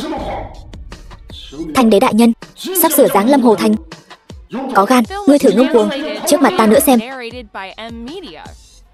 Đúng vậy, Thanh đế đại nhân sắp tới sẽ tổ chức tiệc, có gan thì ngươi đi gặp Thanh đế đại nhân xem ngài ấy có vạch trần ngươi không. Văn lão tiên sinh, năm xưa ta cứu ngươi một mạng, tập đoàn Bạch đế cũng coi như có giúp đỡ ngươi. Không biết Văn gia các ngươi có dự định gì không?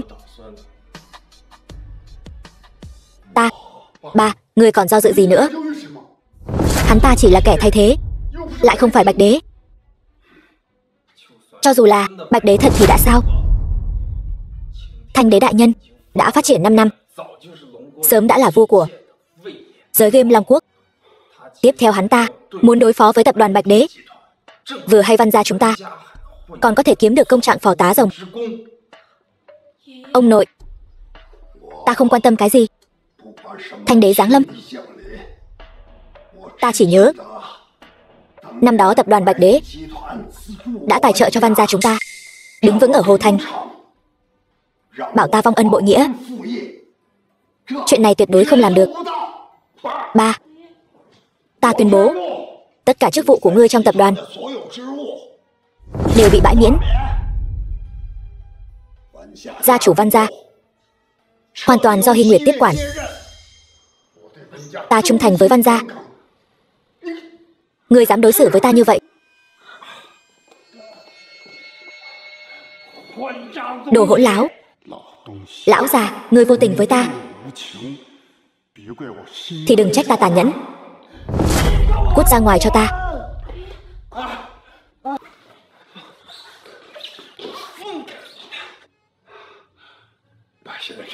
Bạch tiên sinh, ta không biết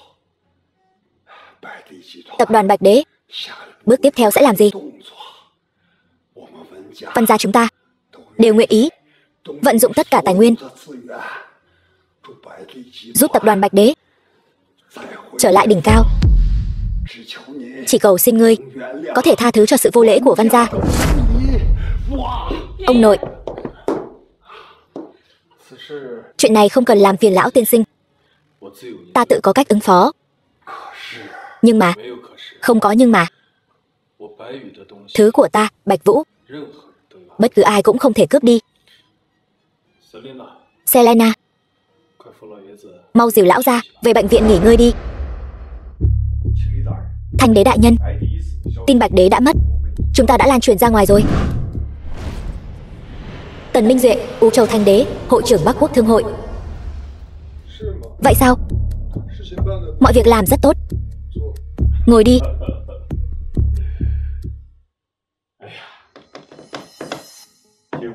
Tần hội trưởng, công việc bận rộn, còn đến đây giúp đỡ chúng ta, thật sự cảm ơn. Lôi hội trưởng khách sáo rồi. Ta thân là người đứng đầu Thương hội Long Quốc, Thương hội Nam Quốc gặp nạn, ta tất nhiên sẽ đến. Cảm ơn. Tần hội trưởng, cảm ơn. Nếu không phải Bạch đế tập đoàn chèn ép Thương hội Nam Quốc, ngươi chỉ là một tên khỉ gió. Mời Thanh đế đại nhân ra tay. Mọi chuyện ta đều biết. Vợ của Lôi tiểu đệ bị cướp mất rồi, rất sốt ruột. Ta cũng rất đồng cảm. Chỉ là Bạch đế tập đoàn này gia đại nghiệp lớn, không thể nóng vội được. Ngồi xuống. Ngồi xuống. Không được vô lễ với Tần hội trưởng. Là tự ngươi gây chuyện. bị đám phế vật nhà Văn lợi dụng, khiến lão phu mất mặt, mất cả Vân Đỉnh Thiên Cung. Tần hội trưởng, nếu ngươi có thể thay Lôi Gia ta xả được cơn giận này, Vân Đỉnh Thiên Cung chính là của ngươi.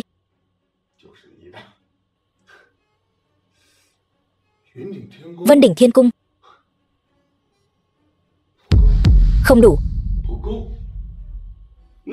Vậy còn có Lôi Gia ta, 1/3 tài sản,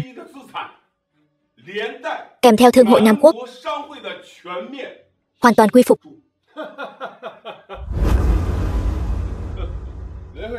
Lôi hội trưởng thật có khí phách. Nếu Thương hội Nam Bắc có thể thông suốt, Lôi Gia ngươi sẽ là công đầu. Được. Chỉ cần Bạch Đế tập đoàn sụp đổ, Lôi Gia ta nhất định từ trên thi thể của nó hấp thụ dinh dưỡng, được tái sinh. Tần hội trưởng, ngươi thấy sao? Lôi Gia ta ngày mai sẽ tổ chức tiệc đón tiếp cho ngươi.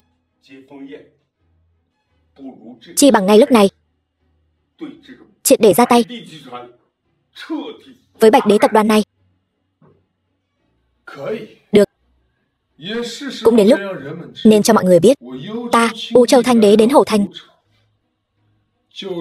chính là ngày Bạch Đế tập đoàn diệt vong. Nhưng trước đó,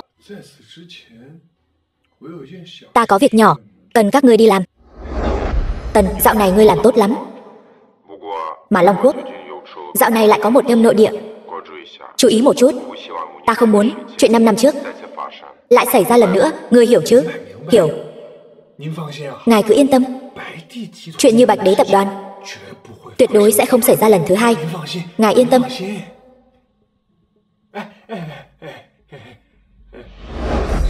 Chuyện gì? Ngài cứ phân phó. Ta nghe nói gần đây có một đêm nội địa gọi là Lam Nguyệt, khá hay. Ta muốn mua lại nó. Ngài nói là Lam Nguyệt của Hứa thị trò chơi đó. Nhưng các ngươi thấy dùng bao nhiêu tiền mua lại là hợp lý? Giao cho ta 500 triệu. Được. Chính là ngươi. 3. Đằng sau Hứa thị tập đoàn bây giờ có sự rót vốn của tập đoàn Bạch Đế.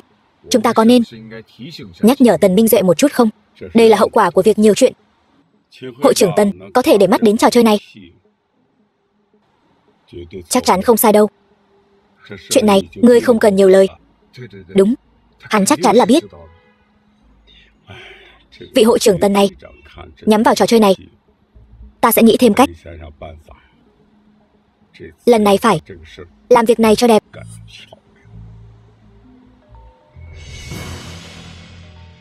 Đường Duy Sơn là Đường Duy Sơn. Hắn chẳng lẽ cũng muốn bám víu vào Bạch Đế đại nhân? Bắt máy đi. Alo, Lôi thiếu, lần này ngươi nhất định phải giúp ta. Đường Kiên có thể đã bị đàn bà nhà họ Hứa hại rồi. Cơ hội đến rồi.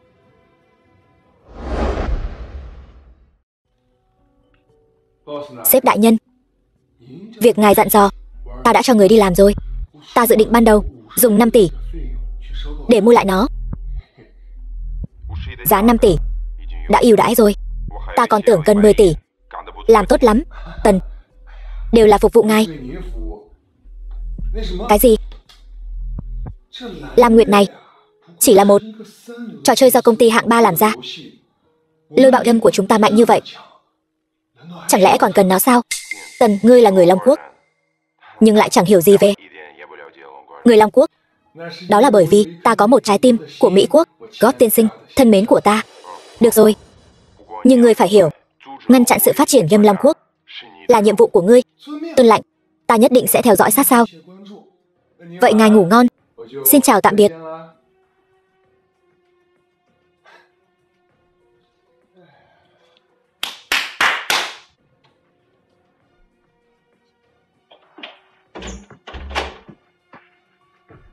Tiên sinh, xin chào, ta là quản lý ở đây. Ngài xem, ít nói nhảm. Mau sắp xếp cho ta 10 cô gái đẹp nhất. Nhanh lên, Lôi Gia đã sớm dặn dò. Ngài đợi chút.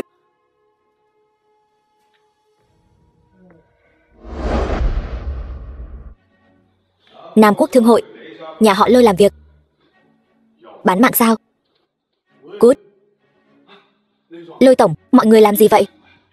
Người cút cho ta. Lôi thiếu, đây chính là công ty của người phụ nữ đó. Việc con trai ta mất tích nhất định có liên quan đến người phụ nữ đó. Vậy sao? Vậy thì phải lục soát cho kỹ. Đến đây, đập phá cho ta. Nghe thấy không? Đập. Đập đi.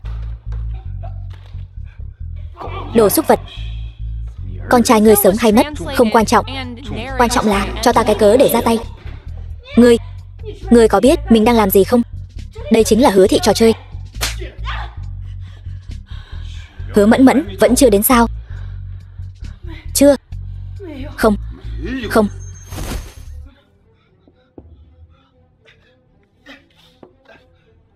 Ta đã báo cảnh vệ Hồ Thành rồi. Các ngươi mau dừng tay lại.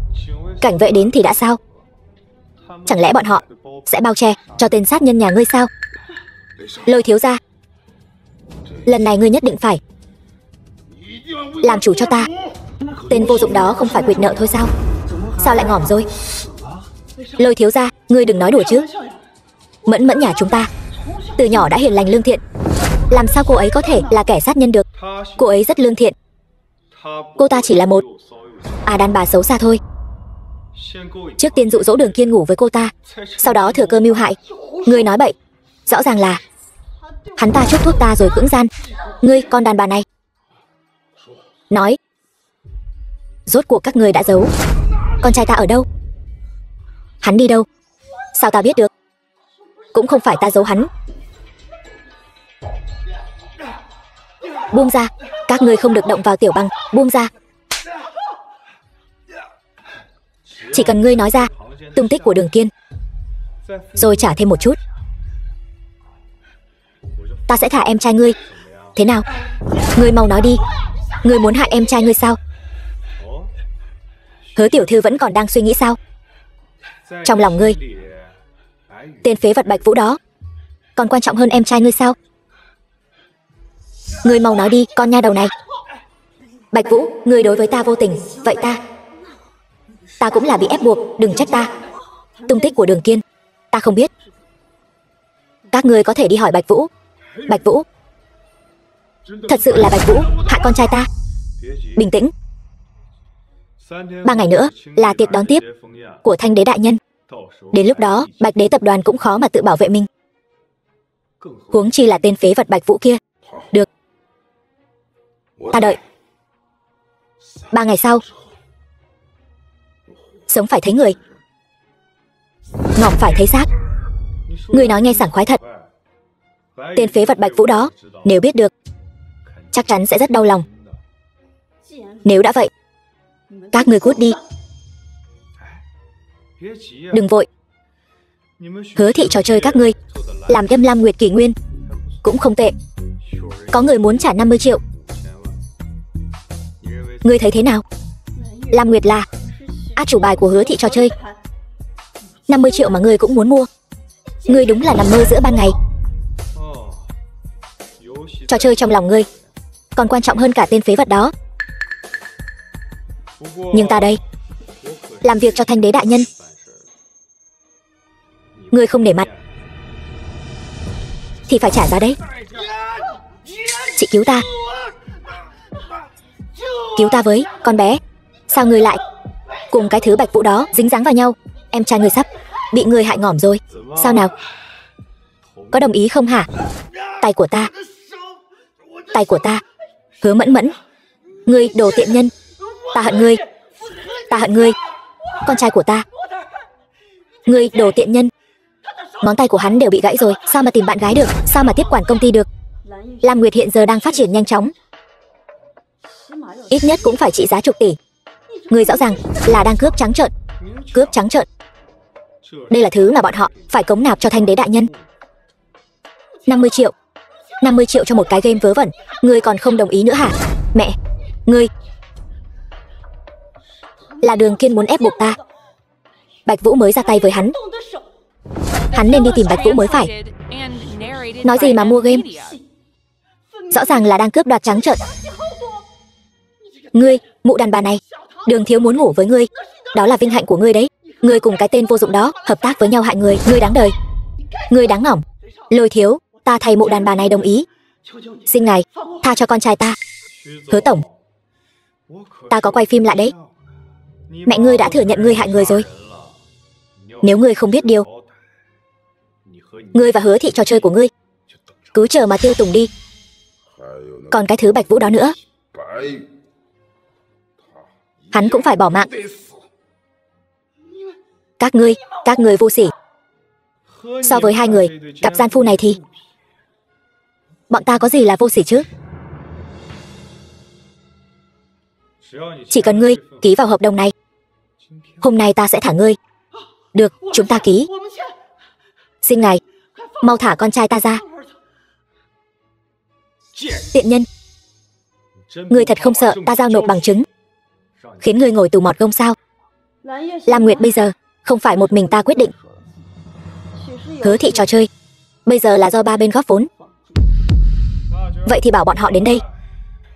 Thanh đế đại nhân thân chinh đến Hổ Thành gửi quà chúc mừng, là vinh hạnh của bọn họ. Bạch đế tập đoàn, các ngươi có tư cách bảo bọn họ đến sao? Biết ngươi nói không phải Bạch đế tập đoàn. Đồ ngu, kẻ thần bí tài trợ cho Hứa gia chúng ta. Ngay cả Bạch đế tập đoàn cũng phải kiêng rẻ 3 phần. Nếu ngươi đã muốn biết, vậy thì để ngươi ngỏm cho rõ ràng. Được, ta lập tức thông báo nhà đầu tư của tập đoàn Hứa thị. Chúc mừng Lam Nguyệt trò chơi phá 4.000 vạn người chơi. Thưởng linh hồn hỏa phù 1 sao. Khóa mục tiêu tấn công từ xa.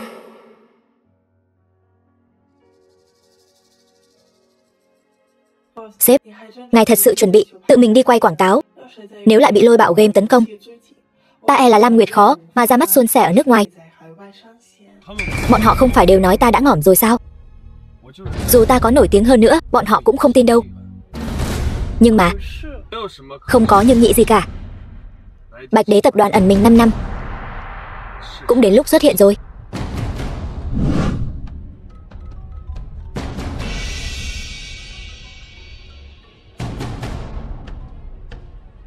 Nói, có phải cô Selena không? Có người muốn ra tay với Hứa thị trò chơi, còn muốn cướp Lam Nguyệt kỷ nguyên tặng cho Thanh đế. Thanh đế, lôi bạo game đáng ngỏm. Bạch Vũ, sao ngươi lại ở cùng cô Selena? Bảo ngươi thông báo cho Bạch đế tập đoàn. Ta không biết. Selena, Bạch Vũ, là ngươi cái đồ khốn nạn.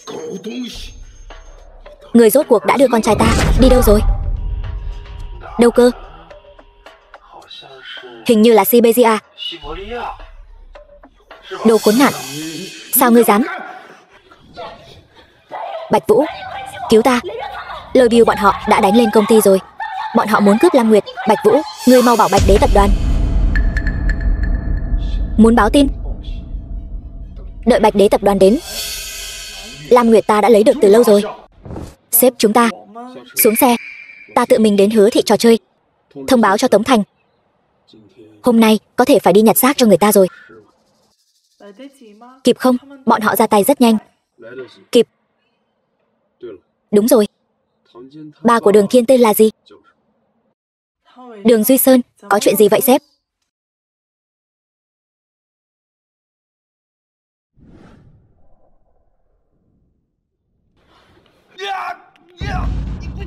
Ngươi mau ký đi. Ngươi mau đồng ý đi. Ngươi muốn hại em trai ngươi, muốn để Hứa ra tuyệt hậu sao? Ngươi, con tiện nhân này, mau ký đi. Ta cũng họ Hứa. Tại sao ngươi cứ ép ta mãi? Hứa Mẫn Mẫn, ta hận ngươi lắm.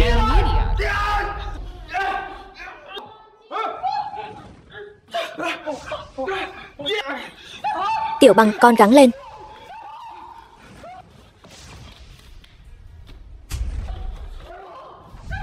Tiểu Băng con gắng lên.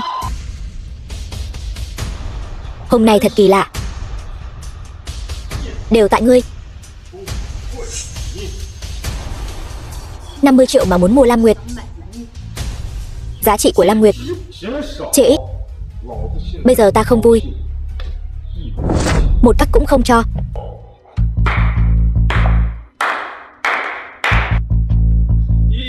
Một xu cũng không cho. Mấy người làm ăn được đấy. Bạch Vũ, ngươi thật sự dám đến đây? Ngươi rốt cuộc đã đưa con trai ta đi đâu? Hai đứa bay nghe đây.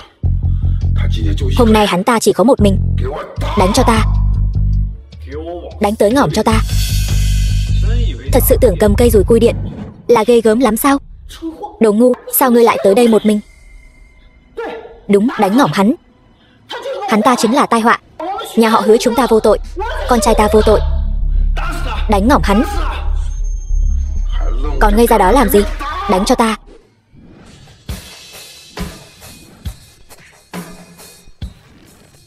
Đừng nhúc nhích. Con trai ngươi đang ở Siberia. Bộ xương già này của ngươi cũng muốn đi nghỉ dưỡng sao? Ngươi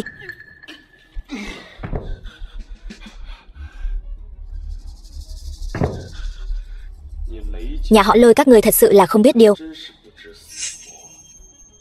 Hết lần này đến lần khác chọc giận ta. Chọc giận ngươi. Rõ ràng là ngươi đang đối đầu với ta. Con đàn bà Văn Hy Nguyệt kia. Bây giờ lại vì con tiện nhân vợ trước của ngươi. Ngươi lại tới nữa rồi. Ngậm cái mồm lại cho ta. Ngươi dám đánh ta? Ngươi biết bây giờ ta theo ai không? Ta mặc kệ ngươi theo ai. Trước mặt ta thì ngoan ngoãn cho ta. Người đứng sau lưng hắn là Thanh đế Tần Minh Duệ. Với thân phận hiện tại của ngươi, căn bản không thể đắc tội nổi. Ngươi mau đi gọi vị đại nhân kia ra đây. Ta nói sao bây giờ xương cốt lại cứng lên rồi? Thì ra là đi theo tên phế vật Tần Minh Duệ kia. Làm cờ hó cho hắn ta sao? Láo xược. Tên của Thanh đế đại nhân cũng là thứ mà ngươi có thể sỉ nhục sao? Ta nói cho ngươi biết, Thanh đế đại nhân hiện tại đã thân chinh đến Hổ Thành. Trong buổi tiệc đón tiếp ngày mai, Bạch đế tập đoàn sẽ sụp đổ. Thời đại này là thuộc về Nam Bắc thương hội chúng ta rồi. Ngươi đừng tưởng rằng ngươi dựa vào Bạch đế tập đoàn là ngươi có thể yên tâm rồi.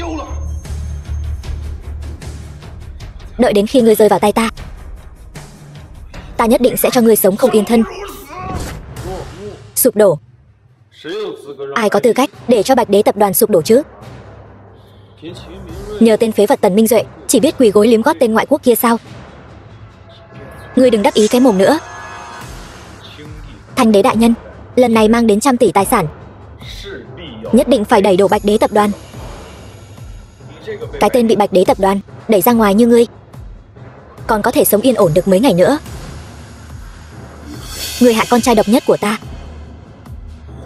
hủy hoại cơ nghiệp nhà họ Đường ta. Ta sẽ không tha cho ngươi. Cút. Ta nói cho ngươi biết, không có Bạch đế tập đoàn, mấy công ty các ngươi có thể phát triển lên được sao? Bây giờ phản bội, có phải là hơi vội vàng rồi không? Chim khôn chọn cây mà đậu. Chuyện này cũng không trách được chúng ta. Bạch đế tập đoàn thật sự sắp sụp đổ rồi sao? Vậy đại diện của Lam Nguyệt chẳng phải là tiêu rồi?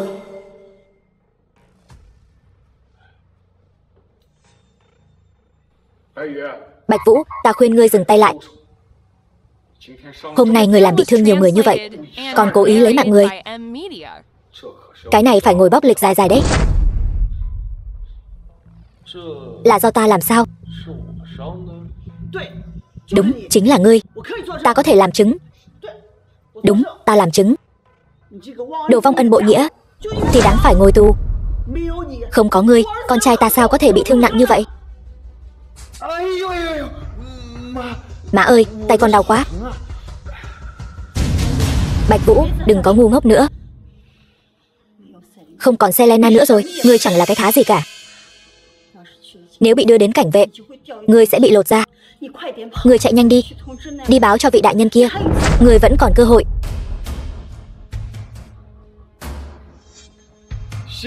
Bây giờ muốn chạy, muộn rồi.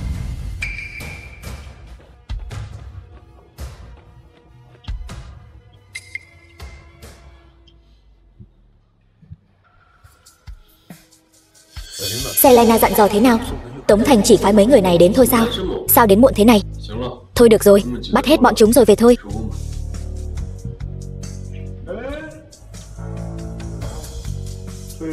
Lui ra, đừng có manh động. Tên vô dụng. Lý đội trưởng là người của ta. Giả vờ cái gì? Ta nói cho người biết, hôm nay tụi bay một đứa cũng đừng hòng chạy. Tất cả tại cái đồ phế vật nhà ngươi. Bọn ta sắp bị tụi bay hại mất mạng rồi. Ngươi muốn hại bọn ta rồi. Ngươi còn không mau xin lỗi Lôi thiếu. Bọn ta đều vô tội. Phải, ngươi chỉ là một thằng nghèo hèn, còn dám đối đầu với Lôi thiếu. Cho dù ngươi có đánh được thì sao? Ngươi đánh được cả cảnh vệ sao? Ngươi đúng là như con cún. Tay bị người ta đánh gãy rồi mà vẫn còn muốn liếm gót người ta sao? Đúng, ngón tay. Lý đội trưởng, chính là hắn. Chính là cái thằng phế vật này. Nó còn bẻ gãy tay ta. Ngươi nhất định phải làm chủ cho ta. Quả không hổ danh là người đã đưa chị lên giường Đường Kiên. Bạch Vũ, những gì ngươi nói là thật sao? Ngươi đúng là không biết xấu hổ. Đồ khốn nạn, dám hại con trai ta. Không, không có. Tuyệt đối không có. Đều là con đàn bà này. Tự nó quyến rũ Đường thiếu. Không liên quan đến ta. Thật sự không liên quan gì cả. Đừng đánh con trai ta. Con đàn bà này, ngươi còn không mau nói là tự ngươi quyến rũ Đường thiếu. Không liên quan gì đến Tiểu Băng. Mau nói. Mẹ, trong mắt mấy người ta lại hạ tiện như vậy sao? Con đàn bà kia, Đường thiếu ngủ với ngươi là phúc phận của ngươi đấy. Ngươi còn dám cãi lại. Mẹ, thôi đừng nói nhảm với bọn chúng nữa. Bọn chúng đều là một lũ. Nếu không lấy được Lam Nguyệt, bọn chúng sẽ không chịu bỏ qua đâu. Láo xược. Ngươi giữa ban ngày ban mặt lại hành hung, bây giờ lại còn dám vu khống cảnh vệ chúng ta. Đúng vậy, Lý đội trưởng, mau lấy mạng hắn đi. Trong tay có hung khí, bỏ vũ khí xuống, hai tay ôm đầu. Nếu không, ta sẽ xử lý ngươi ngay tại chỗ. Tống Thành ty trưởng của các ngươi ở đây cũng không dám nói chuyện với ta như vậy. Ngươi còn nhận ra ty trưởng của chúng ta sao? Không cần nói nhảm với hắn. Hắn là hung thủ, lấy mạng người rồi. Các ngươi mau lấy mạng hắn. Lấy mạng hắn đi. Đúng, hắn còn hại Đường thiếu. Mau lấy mạng tên tai họa này. Bỏ vũ khí xuống, hai tay ôm đầu. Đây là lần đầu tiên ta cảnh cáo ngươi. Nếu các ngươi là cùng một bọn, vậy thì đừng lề mề nữa. Có gan thì đến chém ta. Ta nói hai tay ôm đầu. Đây là lần thứ hai ta cảnh cáo ngươi. Lôi bìu vô dụng. Không phải nói đến trấn áp sao? Chẳng lẽ thật sự muốn động đao? Mau chém ngỏm hắn cho ta. Giữa ban ngày ban mặt lấy mạng người, ta xem ai dám. Ty trưởng, đồ hỗn láo, dám động đao với Bạch tiên sinh. Hắn chính là kim Phật của Hồ Thành chúng ta. Kim Phật, hắn cũng xứng sao?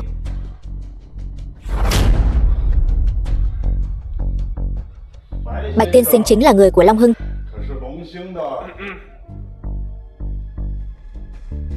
Dám bất kính với Bạch tiên sinh. Người đâu? Ấn bọn chúng xuống đất cho ta. Tát vào mồm. Lôi thiếu, hôm nay ta liều mạng với ngươi.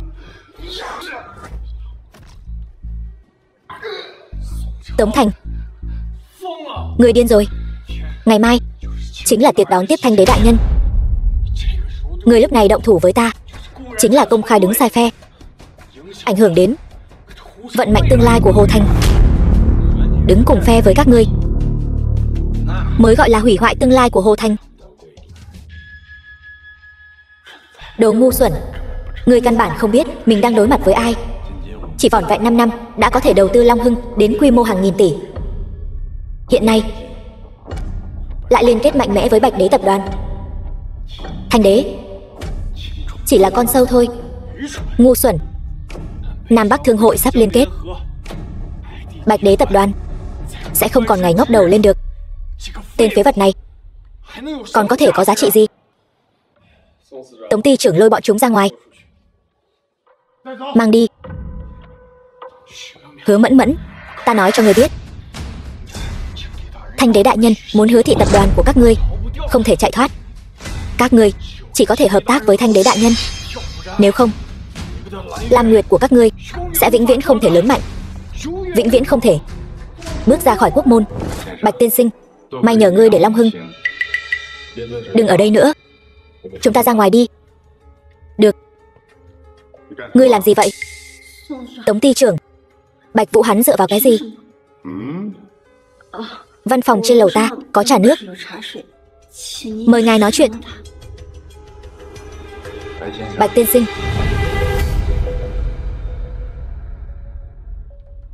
Được thôi, người tốt nhất đừng có động tâm tư gì nữa. Hứa thị trò chơi không chịu nổi ngươi quậy phá như vậy đâu.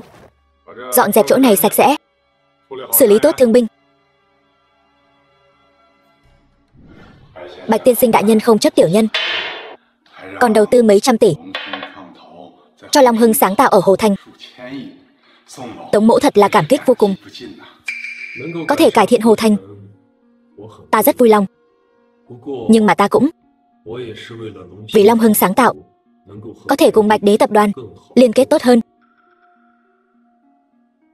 Đúng rồi, ở tiệc đón tiếp của Tần Minh Duệ, ta muốn nhờ ngươi giúp ta làm một việc.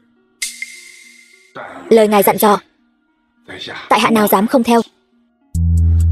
Đợi việc này xong rồi, vấn đề đầu tư Long Hồ chúng ta lại bàn kỹ được không? Đương nhiên có thể.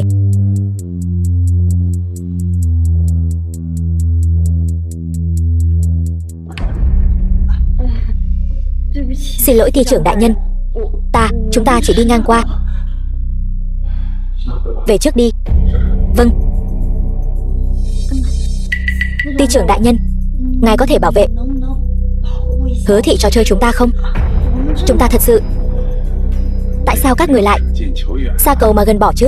Các người muốn cầu xin cũng phải cầu xin Bạch đại nhân. Ty trưởng đại nhân, có rảnh đến chơi. Không nghe ty trưởng đại nhân nói sao? Sự hắn.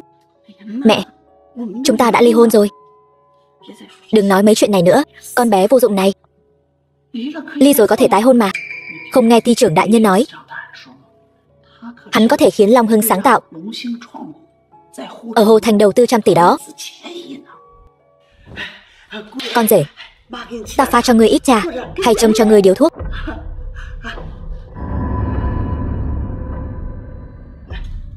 Mẹ, ngươi đừng có quậy nữa. Bạch Vũ hút thuốc khi nào chứ? Ta không phải. Thấy hai đứa gương vỡ lại lành, ta không phải mừng quính lên sao?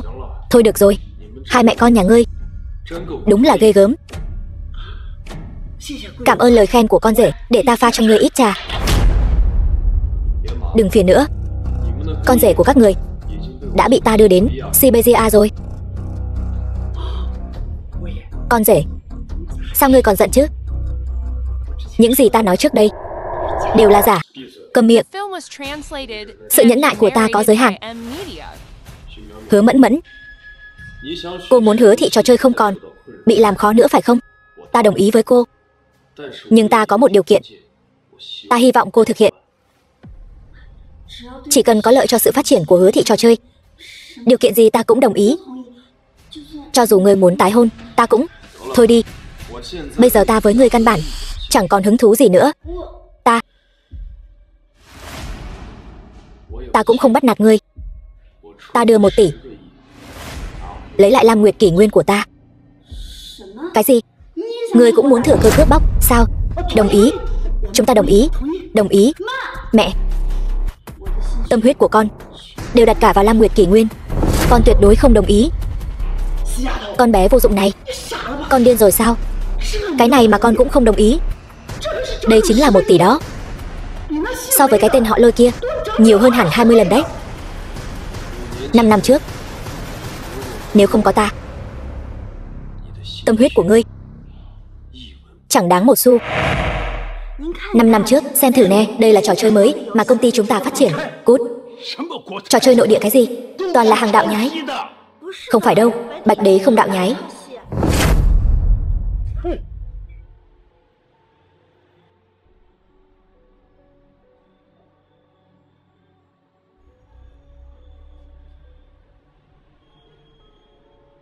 Bạch Đế đại nhân có làm đại diện cho trò chơi này đâu. Các người đang lừa đảo sao? Không phải việc của ngươi. Ta sớm muộn gì cũng sẽ mời Bạch Đế đại nhân làm đại diện. Được rồi, ta cho ngươi thêm một cơ hội. Được, con rể tốt, ngươi nói đi.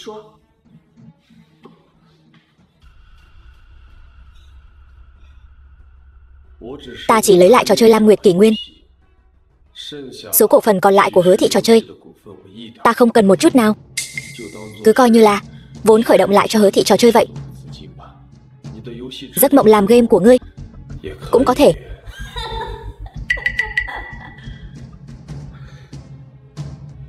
Ngươi cười cái gì? Ta cười. Ta suýt chút nữa lại bị ngươi lừa. Lẽ nào hắn ta đang lừa gạt? Nói về ước mơ hả? Bạch Vũ, cái thứ lời lẽ ba hoa trích chòe của ngươi cũng quá tầm thường rồi đấy. Thật sự tưởng ta sẽ tin sao?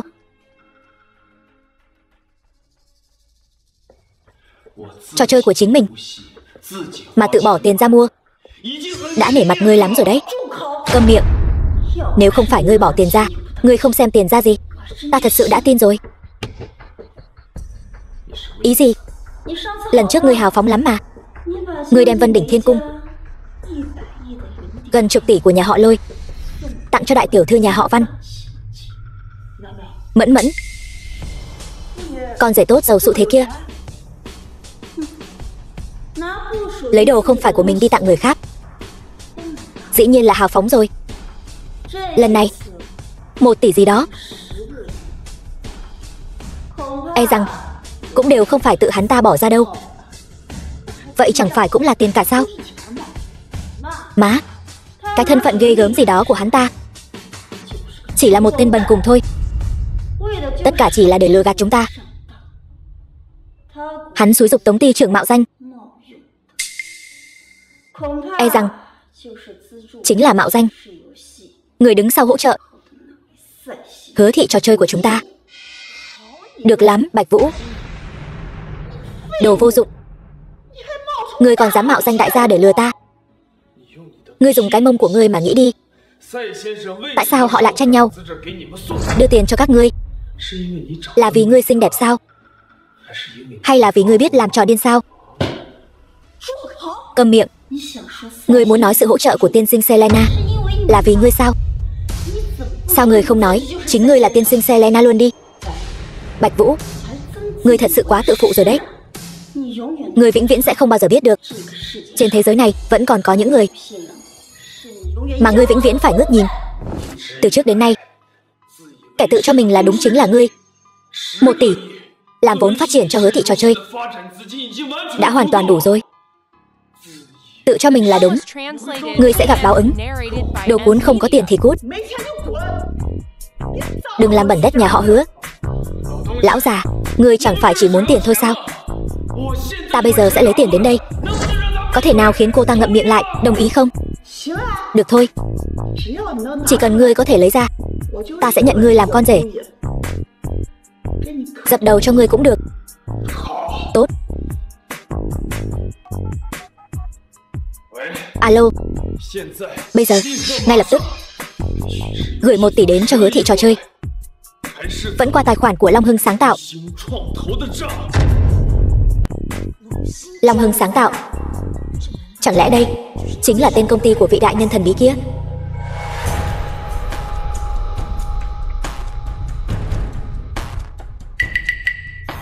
Sao lại là ngươi? Hứa tiểu thư nhanh vậy, Đã không nhận ra ta rồi sao? Chúng ta vừa mới nói chuyện điện thoại. Giọng của ngươi. Tiên sinh xe. Mở dương ra. Sếp, cô ta ngốc quá. Đến giờ vẫn chưa biết thân phận của ngài. Giới thiệu một chút, CEO của Long Hưng Sáng Tạo. Ông chủ của ta cũng là nhà đầu tư của Hứa Thị trò chơi của cô.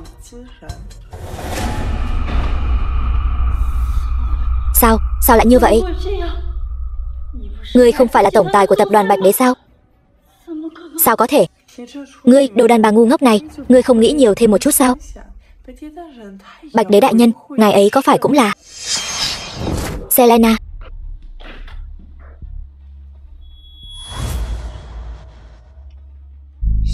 Đồ ngốc, ngươi mau ký đi. Chỉ riêng tiền mặt đã 5 triệu rồi. Trong thẻ này còn có hẳn 1 tỷ đó. Cái này chúng ta lời thêm 5 triệu đó. Nhanh ký đi. Nghĩ kỹ thì ký đi. Nhanh ký đi. Mẹ, ta còn chưa đồng ý mà. Ngươi có phải ngốc không vậy? Đồ của đàn ông không lấy thì phí. Cái này còn dư ra 5 triệu nữa kia. Đúng, Long Hưng Sáng Tạo. Ta nhớ ra rồi. Long Hưng Sáng Tạo trải dài khắp Âu Á, căn bản chưa từng đầu tư vào công ty game. Ngươi đang nói dối. Hứa tiểu thư, ngươi cầm miệng cho ta. Nhất định là ngươi và Bạch Vũ cấu kết với nhau, muốn lừa gạt để lấy Lam Nguyệt, đúng không? 1 tỷ cộng thêm 5 triệu gì đó. Ta thấy trong thẻ này chỉ có 5 triệu mới là thật. Selena rốt cuộc đã cho ngươi lợi ích gì? Cô ta ngủ với ngươi rồi đúng không? Ngươi mới liều mạng làm việc cho cô ta như vậy. Thật không biết điều. Đồ ngu. Bạch Vũ, trước đây ngươi chưa từng đánh ta. Lúc chúng ta ly hôn, ta còn cho ngươi thêm 1.000 vạn. Ngươi bây giờ vì nữ nhân này, ngươi muốn hủy hoại tất cả của ta.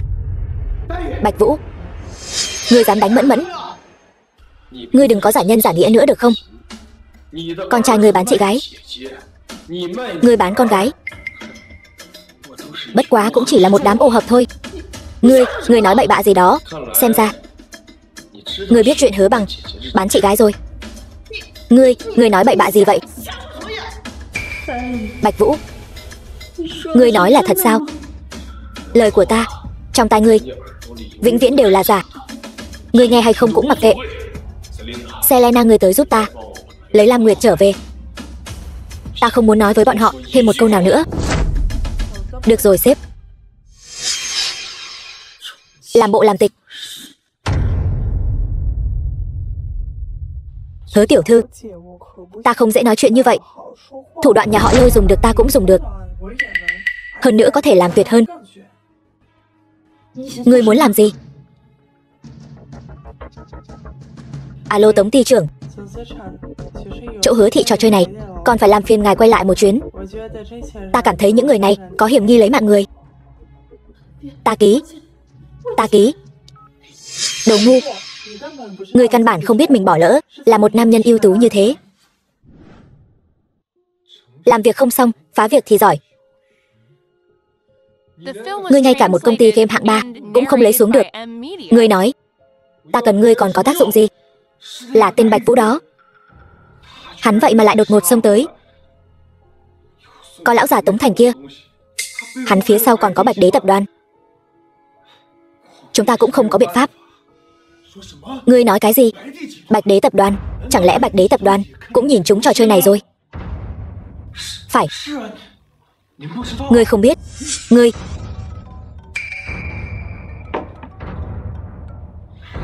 cút đi. Còn không mau cút. Ngươi cũng cút cho ta.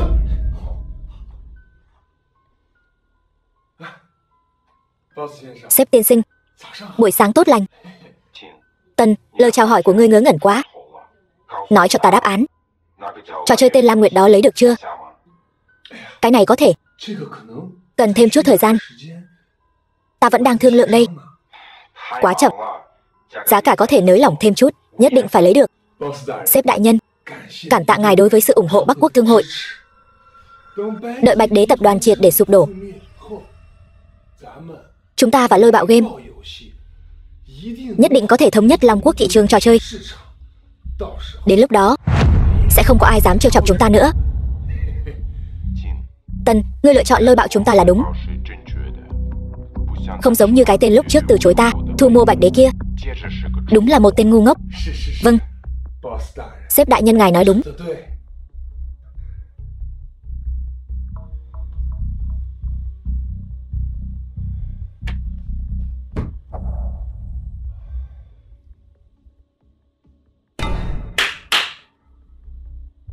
Gọi cho Hứa thị trò chơi. Ta tự mình nói chuyện với cô ta. Vâng.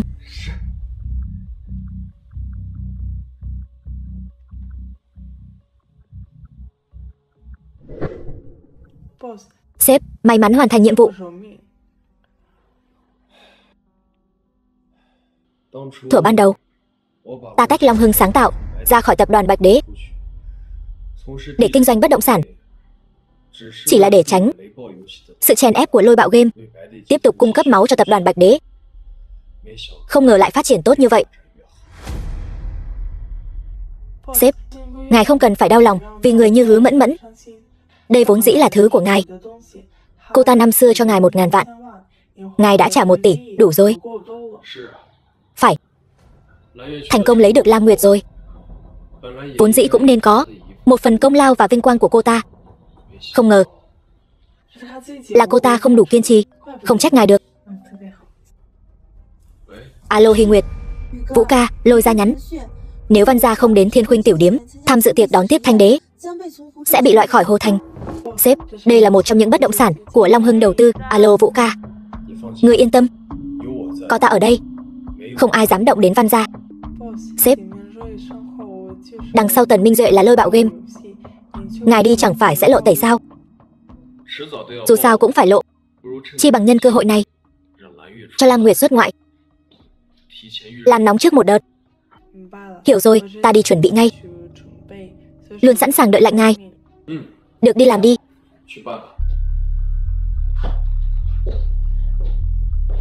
Alo Hy Nguyệt, cô đang nghe không? Sao ta nghe thấy tiểu thư Selena gọi ngươi là sếp vậy? Sếp của cô ta không phải là Bạch Đế đại nhân sao? Đúng vậy, ta chính là Bạch Đế. Chỉ là vẫn luôn có người không tin thôi. Bạch Vũ, ngươi còn bí mật gì giấu ta nữa hả? Thật ra, ông chủ của Long Hưng sáng tạo cũng là ta.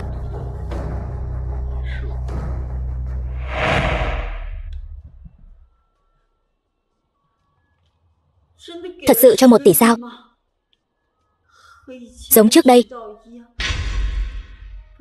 Bạch Vũ thật sự là ông chủ của Long Hưng sáng tạo sao? Con bé ngốc này, một chàng rể tốt như vậy mà ngươi lại ly hôn với hắn. Không phải trước đây là ngươi chê hắn sao? Vậy những lời Bạch Vũ nói có phải đều là thật không? Dĩ nhiên là thật. Vậy hắn nói em trai ta vì 500 vạn mà bán ta cho Đường Kiên cũng là thật sao? Trời ơi, ngươi đừng nghe hắn nói bậy. 1 tỷ trong thẻ đó, ngươi mau rút ra đi. 500 vạn tiền mặt này ta lấy trước nhé. Tạm biệt.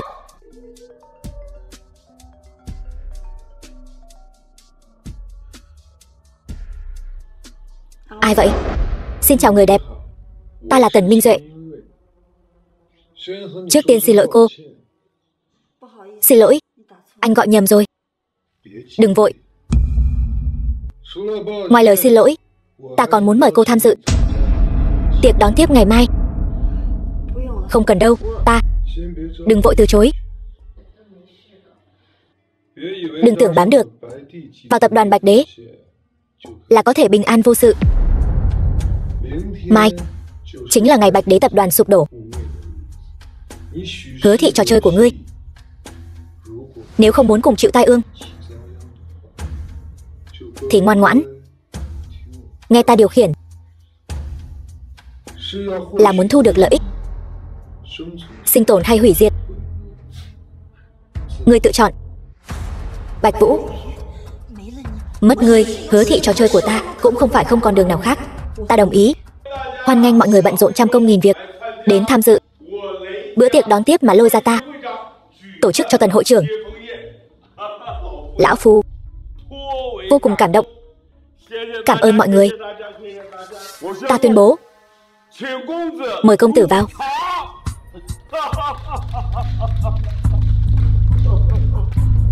Nào, ta giới thiệu với mọi người. Đây chính là vị Tần hội trưởng trẻ tuổi tài cao.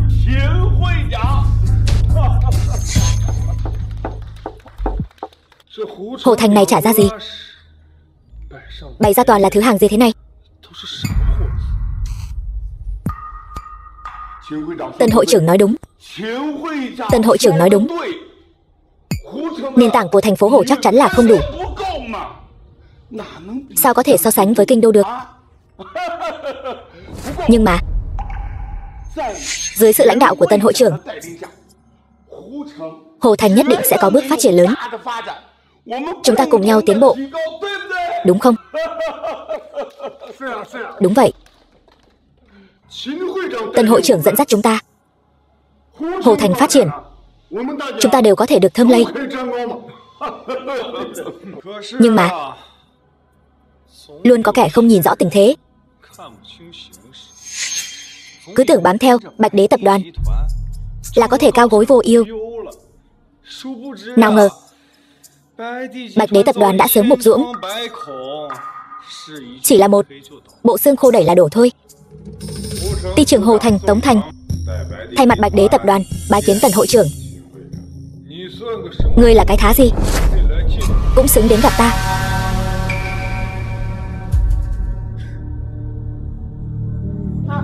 Đại nhân, đừng trốn, để ta thương ngươi cho đã.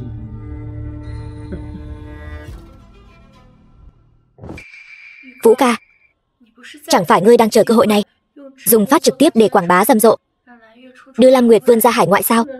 Để giấu tin tức. Ngươi giấu ta lâu như vậy, sao ta có thể quên được? Chỉ là loại người như hắn, ta nhịn không được. Hắn làm sao có thể sánh vai với ta? Những chuyện này chỉ là tạm thời. Có ta ở đây, yên tâm. Sếp, hình như ta đến không đúng lúc. Mọi việc đã xử lý xong chưa? Buổi phát trực tiếp lần này nhất định phải đảm bảo diễn ra suôn sẻ. Nhờ sự hỗ trợ thiết bị của Văn tiểu thư, khách sạn đã bố trí xong đường truyền phát trực tiếp. Đã bắt đầu rồi. Ta chỉ có thể làm được đến đây thôi. Người đã làm rất nhiều rồi. Tiếp theo là xem màn trình diễn của Tống ty trưởng. Tống ty trưởng, lão phu có giao tình với ngươi, có chuyện muốn nói với ngươi. Lão già, ta nể mặt ngươi lắm rồi đấy. Lần trước ngươi sai người đánh ta, ta còn chưa tính sổ với ngươi đâu. Tống ty trưởng, chúng ta làm người phải làm người thông minh. Ngươi xem, hôm nay Bạch Đế tập đoàn cũng không dám phái người đến. Ngươi hà tất phải để bọn họ sai khiến như vậy? Đắc tội Tần hội trưởng, ngươi gánh vác nổi sao? Phải. Thanh Đế đại nhân dẫn dắt chúng ta, Hồ Thành phát triển, chúng ta đều có thể được nhờ. Thu lợi. Bạch Đế tập đoàn bao nhiêu năm qua để các ngươi thu lợi còn ít sao? Đó là trước đây. Hiện tại kinh doanh của bọn họ đều đình trệ. Nói không chừng Bạch Đế này đã ngỏm rồi. Chẳng lẽ để chúng ta hết không khí mà sống sao? Chính là vậy. Theo Thanh Đế đại nhân, có gì không tốt? Thẩm tổng, Lưu tổng, hai vị không tin Tần hội trưởng mà tin hắn. Ai, sao dám thế được? Tần hội trưởng đường xa mà đến là vì Hồ Thành, thậm chí cả Nam Quốc, mang đến cơ hội mới. Bạch Đế tập đoàn đã phát triển không được rồi, còn muốn kéo chúng ta xuống nước nữa sao? Làm người không thể vong ân. Hồ Thành nhiều năm phát triển như vậy, không thể quên công lao Bạch Đế tập đoàn. Lẽ nào các ngươi 3-4 câu nói là có thể xóa bỏ sao? Thật vô lý. Nhưng chúng ta 5 năm nay cùng Bạch Đế tập đoàn chịu khổ, đã sớm không có tiến bộ. Không có tiến bộ. Các ngươi cũng không nghĩ lại, bao nhiêu năm nay, các ngươi đã bỏ ra cái gì? Chẳng lẽ để Bạch Đế tập đoàn cứ mãi lau mông cho các ngươi sao? Nói thẳng đi, chúng ta trước đây là đi theo Bạch Đế tập đoàn, nhưng 5 năm nay nó không có tiến triển gì. Hiện tại cơ hội của chúng ta đã đến, chính là tân hội trưởng.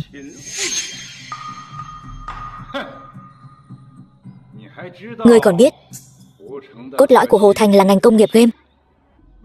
Không có sự cống hiến của Bạch Đế tập đoàn, làm sao có Hồ Thành ngày hôm nay? Làm sao từng người một con ngôi, ghi công mà chỉ tay 5 ngón? Họ Tống, ngươi đừng có khoác lác nữa. Những người này tại sao không có tư cách?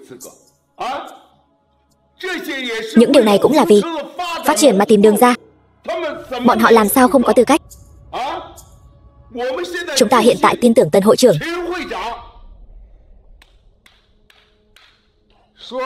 Nói hay.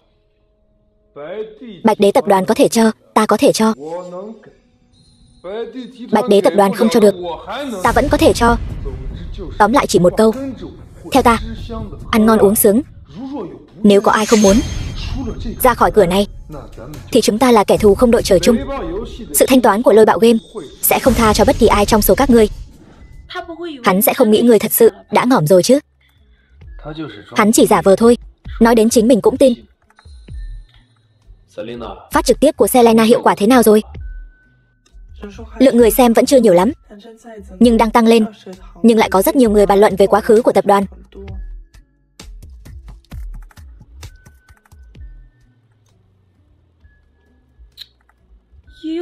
Cũng có rất nhiều anti-fan đang nói về phốt của Bạch Đế tập đoàn. Phốt từ 5 năm trước. Vũ ca, trước đây ngươi sống thật sự rất khó khăn. Đều qua rồi. Hiện tại là một tương lai mới. Chúc mừng Lam Nguyệt kỷ nguyên phá 5.000 vạn người chơi.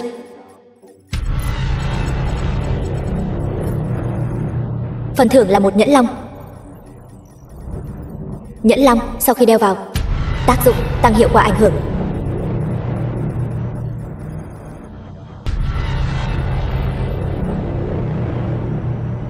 Ngươi nói hay ho như vậy thì có tác dụng gì? Công ty ngươi là do nước ngoài nắm giữ cổ phần. Cái gọi là Thương hội Bắc Quốc chính là khoác lên mình lớp da nội địa. Ở trong nước vơ vét kiếm tiền. Kiếm tiền mà không hổ thẹn. Các vị, Bạch Đế tập đoàn đưa ra điều kiện. Chỉ cần các ngươi quay lại quy thuận, đóng góp cho game nội địa, Bạch Đế tập đoàn nguyện ý nhường 3 phần lợi nhuận. Nhưng nếu các ngươi không muốn thì đừng trách ta. Truyền đạt một câu, cái gọi là ý tại ngôn ngoại. Ngươi giả vờ cái gì? Nội địa cái gì? Có quan trọng bằng kiếm tiền không? Ngươi chẳng qua là đang giao bán tình cảm. Bạch Đế tập đoàn đã suy yếu rồi. 5 năm trước hắn ra nước ngoài gặp chuyện, hại biết bao nhiêu công ty. Chúng ta cũng nhận được một chút lợi ích. Thế nhưng tiền bồi thường của chúng ta cũng rất lớn. Đúng vậy, tất cả chúng ta đều là nạn nhân mà. Mọi người yên tâm. Còn có ta, Tần Minh Duệ, một ngày nào đó danh hiệu Thanh Đế sẽ che chở cho các ngươi. Không ai có thể ép các ngươi đầu tư. Ở Hồ Thành, thậm chí nửa giới đầu tư của Long Quốc đều nghe ta. Ngươi lấy gì mà đấu với ta? Ngươi không đại diện được cho Hồ Thành, ta không đại diện được cho Hồ Thành. Chẳng lẽ tính đạo nhái của Bạch Đế tập đoàn lại có thể đại diện cho Hồ Thành sao?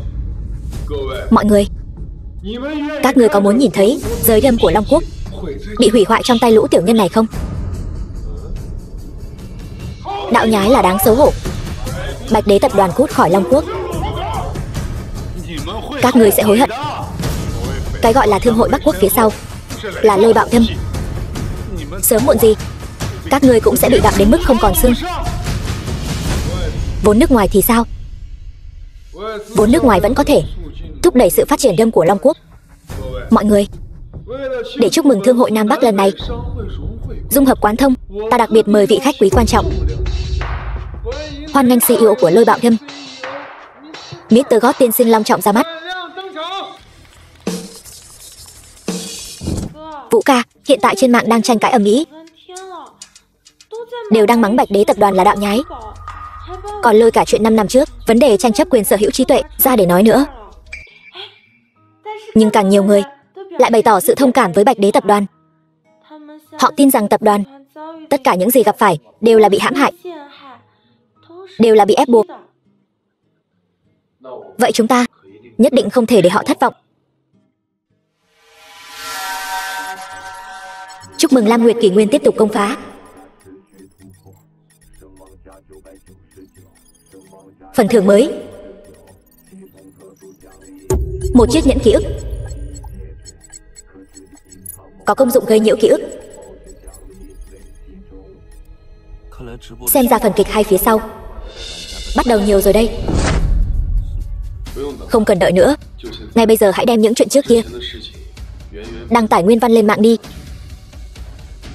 Sếp, bây giờ là lúc sao?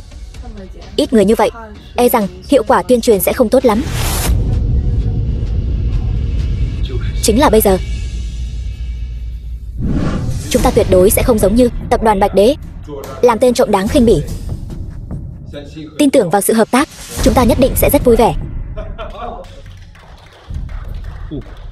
Được, nói hay lắm. Vậy ta xin chúc mừng hợp tác vui vẻ trước vậy. Bạch Vũ, giả vờ cái gì? Ngươi cũng có tư cách chất vấn Tần tiên sinh và Lôi Bạo Đâm.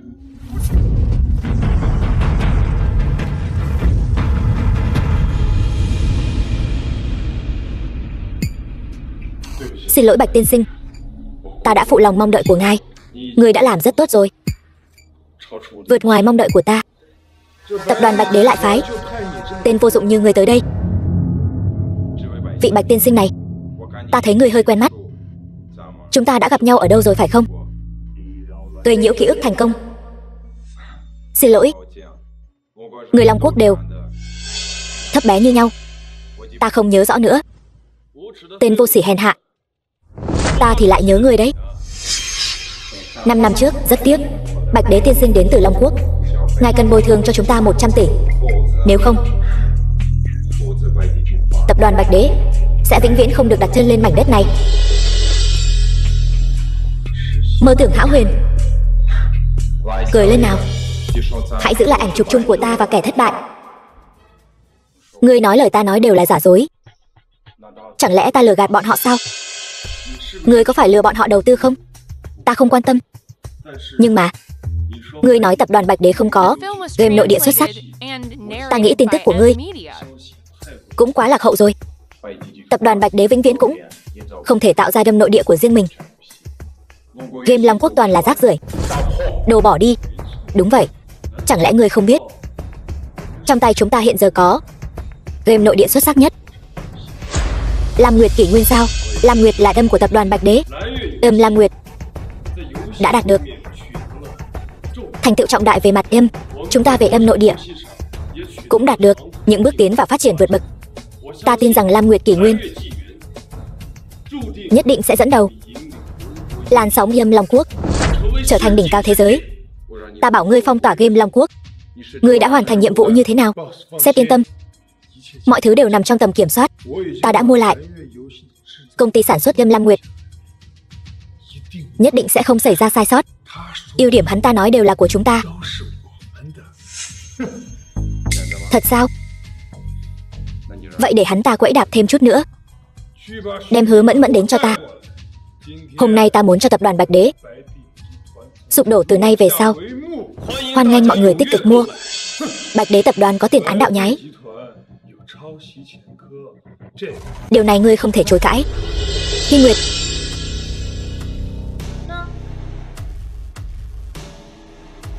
cái này là bằng sáng chế của chúng ta. Bên trong không có một điều nào trùng khớp với công nghệ nước ngoài. hoàn toàn thuộc về sáng tạo nội địa. Thêm một câu nữa, Bạch Đế tập đoàn chưa bao giờ đạo nhái. Nếu mọi người không tin, có thể vào trang chính thức xem lại tất cả các tệp nguồn trong quá khứ và hiện tại. Mọi người cái gì? Vũ ca, hiện tại cư dân mạng trực tuyến đều đang ủng hộ chúng ta hết mình, nói là muốn tải Lam Nguyệt để ủng hộ. Chúc mừng Lam Nguyệt kỷ nguyên tiếp tục công phá.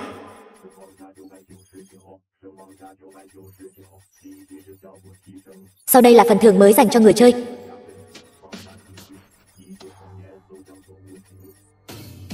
Máy giỏ nói dối, thật thích hợp để dùng cho đám đông, cũng để cho thế giới nhìn xem bộ mặt ghê tởm của các ngươi. Ngươi đang buôn bán tình cảm. Tình cảm không thể mua được. Tốt chính là tốt, ngươi có bôi nhọ cũng vô dụng. Hiện tại Lam Nguyệt nạp lần đầu đã phá 100 triệu rồi. Chỉ cần các ngươi bây giờ bằng lòng đầu tư vào Lam Nguyệt, chờ nó ra mắt quốc tế, bảo vệ vinh quang của game nội địa, các vị ở đây đều có một phần. Bạch Vũ, ngươi còn giả vờ được nữa sao? Game nội địa gì chứ? Nó đã sớm không còn là của ngươi nữa rồi. Nói cho hắn biết, trò chơi này bây giờ là của ai. Lam Nguyệt đã bị lôi bạo game. Mua rồi. Bạch Vũ, ngươi nghe thấy chưa? Mau quỳ xuống xin lỗi ta. Nổ cái gì vậy? Hóa ra đã sớm bán Lam Nguyệt cho lôi bạo tập đoàn rồi. Đây không phải là buôn bán tình cảm của những người chơi sao? Toán tính của ngươi đúng là rất hay, nhưng mặt ngươi đã bị tát rồi.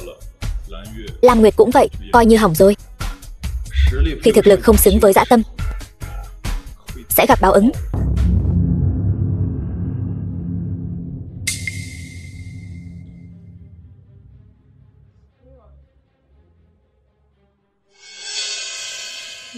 Vũ ca, đừng lo lắng, ta đã cho Văn Gia bỏ tiền tuyên truyền rồi. Chúng ta nhất định có thể lật ngược tình thế. Hứa Mẫn Mẫn, ngươi nói cho hắn biết, Hứa Thị Game hiện tại do ai phụ trách? Là Bắc Quốc Thương hội. Là ngươi Thanh Đế. Chúng ta sẽ không đầu tư cho Bạch Đế tập đoàn một xu nào. Công ty rác rưởi như vậy thật có lỗi với người chơi. Đúng, chúng ta cũng vậy. Tuyệt đối sẽ không đầu tư một xu nào. Tiếc thật, Lam Nguyệt căn bản không bị bán, mà là bị Bạch Đế tập đoàn chúng ta thâu tóm. Gây nhiễu ký ức thành công. Nói thật, những gì ta nói trước đây đều là giả. Lam Nguyệt của chúng ta đã bán cho Bạch Vũ rồi. Sủa cái gì? Ngươi dám nói bậy thêm một lần nữa không? Ta không. Nói mau, những gì ngươi nói đều là giả, đúng không? Là hắn ta lừa ngươi, đúng không? Không, ta đã ký hợp đồng với hắn ta. Lam Nguyệt đã tách khỏi Hứa Thị Game, bây giờ đã thuộc về Bạch Vũ rồi. Ngươi chỉ mua cổ phần của Hứa Thị Game thôi. Tiện nhân, ta lấy mạng ngươi. Đồ vô dụng, ta cho ngươi 1 tỷ. Ta bảo ngươi thâu tóm Lam Nguyệt, ngươi lại làm cho ta ra nông nỗi này. 1 tỷ gì cơ? Không phải chỉ có 50 triệu sao? Đồ bỏ đi. Cho dù ngươi là hàng nội địa thì đã sao? Ta không để ngươi bước ra khỏi quốc gia này, ngươi vĩnh viễn cũng không bước ra được. Trừng phạt như 5 năm trước. Chính xác. Người Long Quốc sinh ra đã thấp kém, đáng đời, sẽ nhận toàn bộ trừng phạt. Phong tỏa chip game, cấm bán máy chủ, thủ tục bằng sáng chế bị siết chặt nhất. Hắn điên rồi. Chuyện này mà cũng nói bừa được. Ta nói đều là lời thật lòng. Nếu không phải lũ rác rưởi các ngươi vẫn còn có tí tiền, ta mới không đích thân đến đây. Ta cảnh cáo các ngươi, kẻ nào dám đầu tư vào Lam Nguyệt chính là kẻ thù của lôi bạo game. Không có tiền tài trợ, Lam Nguyệt này đừng hòng ra khỏi Long Quốc. Cái đám game thủ Long Quốc này chỉ xứng chơi game rác. Tại sao ta lại nói ra lời thật lòng chứ? Cái thứ lời thật lòng mà các ngươi nói ra đáng bị xử bắn 10 lần rồi.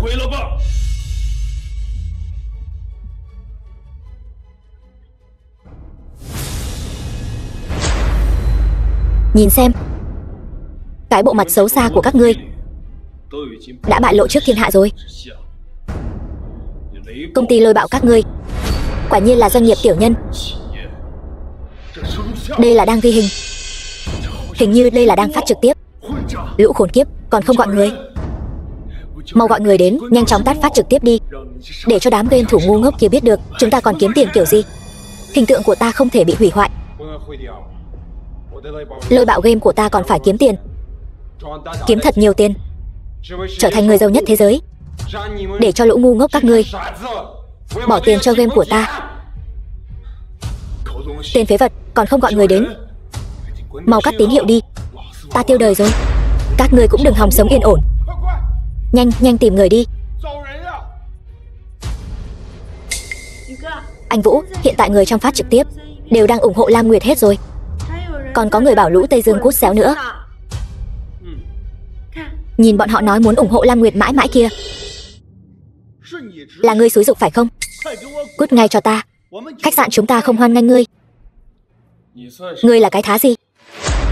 Cho dù Lộ Khai Dương đến đây cũng phải cung kính với ta. Ngươi là cái thá gì? Tưởng là ông chủ lớn của chúng ta sao? Ta nói cho ngươi biết, khách sạn chúng ta chính là sản nghiệp của Long Hưng sáng tạo. Biết Long Hưng sáng tạo là gì không hả? Ngươi là giám đốc khu vực, chẳng lẽ ngươi không biết ông chủ của Long Hưng sáng tạo là ai sao? Ông chủ chúng ta Thần Long thấy đầu không thấy đuôi, cũng là loại người như ngươi xứng biết sao? Còn không cút cho ta, là kẻ thù của Long Hưng sáng tạo chúng ta. Đến lúc đó, cho dù là tập đoàn Bạch Đế cũng không đỡ nổi cơn thịnh nộ của Long Hưng chúng ta đâu. Bạch Vũ, ngươi đã hoàn toàn chọc giận Mr. God rồi. Cái trò chơi lôi bạo này, Bạch Đế tập đoàn các ngươi cứ chờ mà tiêu đời đi. Không có đầu tư, Bạch Đế tập đoàn chỉ có thể tan rã. Không có đầu tư này, Bạch Đế tập đoàn chỉ có thể bị xâu xé. Cút khỏi Hồ Thành ngay, sẽ không còn chỗ cho người dung thân. Các ngươi đừng nói về hắn nữa. Hắn thật sự là ông chủ của Long Hưng sáng tạo. Không thể nào. Long Hưng sáng tạo này trải dài khắp Âu Á, tài sản đạt hàng vạn tỷ. Sao hắn có thể là ông chủ được? Ông chủ, sao ngài lại đến đây? Tên vô dụng, ngay cả ông chủ lớn cũng không nhận ra. Không thể nào, sao hắn có thể là ông chủ lớn được? Sếp, chúng ta đã điều tra ra Tôn Sơ và Lôi Gia cấu kết nội ngoại, rửa tiền với số lượng lớn, nguồn gốc khối tài sản khổng lồ không rõ ràng. Tống ty trưởng, vụ này nên xử lý thế nào? Bạch tiên sinh yên tâm, bọn chúng tuyệt đối không chạy thoát được. Bất kỳ ai liên quan đều sẽ ngồi tù. Người đâu? Đưa đi.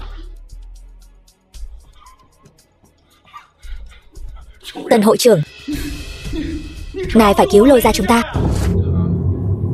Hắn vậy mà thật sự là ông chủ của Long Hưng sáng tạo. Vậy nói như vậy, Bạch Đế tập đoàn chẳng phải là cùng một bọn với Long Hưng sáng tạo? Sao bọn họ có thể thiếu tiền được? Lôi Bạo game lần này sẽ thảm bại, người chơi trò chơi nhất định sẽ giảm mạnh. Chúng ta nên sớm tính toán. Alo, chuyện lớn không hay rồi. Lôi Bạo game của chúng ta bị phanh phui. Tin đồn kỳ thị người chơi Long Quốc. Cổ phiếu của chúng ta đang lao dốc không phanh, tối thiểu thiệt hại mấy trăm tỷ. Đi thôi, Selena.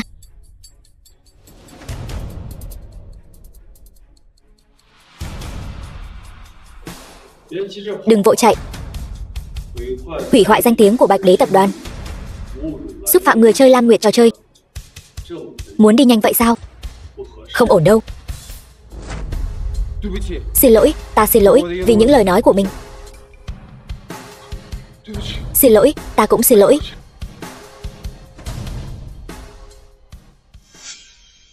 Vũ ca, người thật ngầu.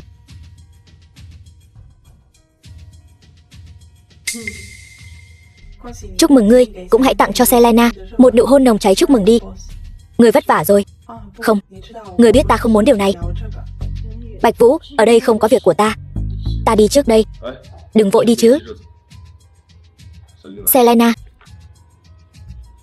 đây là giấy chuyển nhượng cổ phần của Hứa Thị trò chơi. Đừng làm thân. Ta chỉ muốn cảm ơn cô 5 năm qua đã cống hiến cho Lam Nguyệt thôi. Đúng rồi, mọi việc đừng có nghe mẹ và em trai cô. Cứ thế mà đi. Đi thôi, cô tự do rồi. Mau nhìn hai tên này, bị làm thành biểu cảm meme kìa, buồn cười quá. Còn có chú thích nữa kìa. Vị khách bí ẩn bại trận chạy khỏi Mạch Thành. Nguyên nhân lại là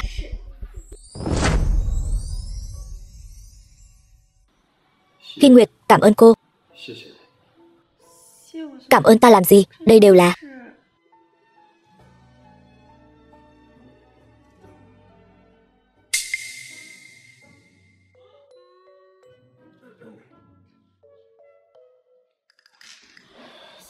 Selena, ta nghi cô cố ý đấy. Sếp, lời ngài làm Selena rất buồn. Nếu hai người còn việc chính, vậy ta đi trước. Hy Nguyệt, cô ta ghen tị vì bài đăng của cô viết hay thôi. Sếp, ta nghĩ ngài có thể sắp thành công rồi. Lần này có Mr. God làm người đại diện tốt nhất. Thị trường nước ngoài của họ lại kỳ diệu mở ra. Chỉ cần duy trì như vậy, Lam Nguyệt nhất định sẽ trở thành game hay nhất. Vũ ca tốt quá. Chúc mừng anh, lý tưởng của anh lại tiến gần thêm một bước đến hiện thực rồi. Được rồi, xem ra ta thật sự không thích hợp ở lại đây.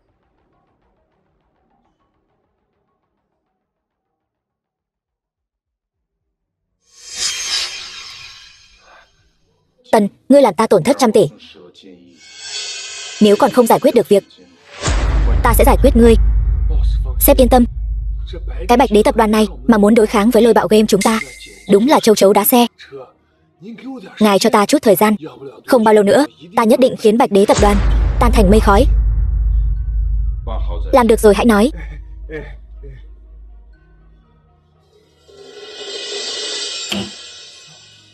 Ngươi chạy sang Mỹ rồi sao? Bỏ ta lại đây. Tên Bạch Vũ đáng ghét, lại là ông chủ của Long Hưng sáng tạo. Tần tiên sinh, ngài nói đúng. Tai họa này nhất định phải trừ bỏ. Ta có một biện pháp hay. Nói, con nhỏ Văn Hy Nguyệt kia rất thân thiết với lão già đó.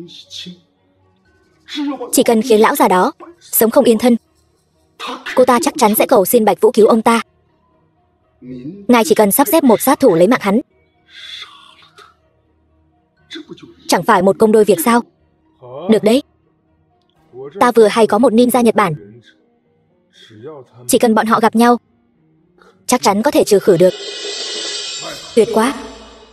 Chỉ cần tên khốn Bạch Vũ ngỏng, Văn Hy Nguyệt chẳng phải sẽ nằm trong tay ta sao? Vị trí gia chủ nhất định là của ta.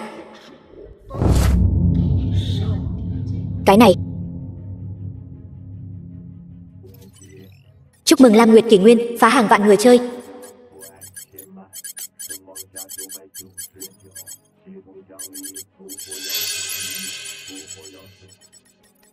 Phần thưởng mới. Thuốc hồi sinh. Alo. Ngươi nói gì? Hy Nguyệt. Sao vậy? Vũ ca. Ông nội, ông ấy sắp không xong rồi.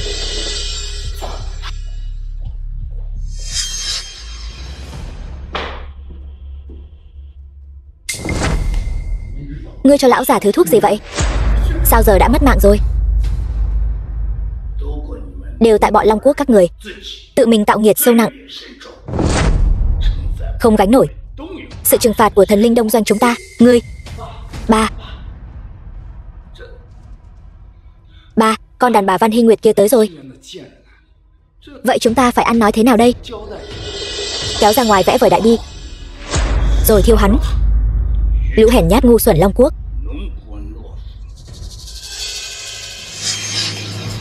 Ông nội. Các người làm gì vậy? Buông ra, ta muốn vào thăm ông. Tiểu thư, cô không thể vào. Mù mắt rồi sao? Cô ấy là gia chủ Văn gia đấy. Còn không mau cút. Lão già đã mất rồi. Để cơ nghiệp cho ngươi hủy hoại, chi bằng bây giờ ta tiếp quản luôn. Sao có thể? Anh Vũ rõ ràng trước đó đã chữa khỏi cho ông nội rồi mà, chỉ cần nghỉ dưỡng cho tốt là được.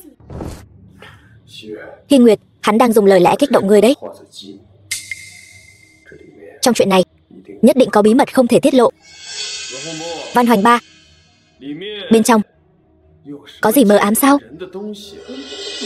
Ngươi nói bậy bạ gì vậy? Ngăn cô ta lại. Cút ra. Dừng tay, các người muốn làm gì? Các người buông ông ta ra. Lão già đó mất rồi, đương nhiên là đem đi thiêu rồi. Người buông ra. Ông nội. Hy Nguyệt, khoan đã. Nói, rốt cuộc vừa rồi đã xảy ra chuyện gì? Nói cho hắn biết. Lão già đó bị cô ta chọc tức đến ngỏm. Chính là cô ta, đúng. Cô ta đã chọc tức gia chủ Văn gia. Văn Hy Nguyệt, người hại lão gia chủ mất mạng, không có tư cách đảm nhiệm chức gia chủ Văn gia. Ta, với thân phận tân gia chủ Văn gia, chính thức trục xuất ngươi. Khoan đã.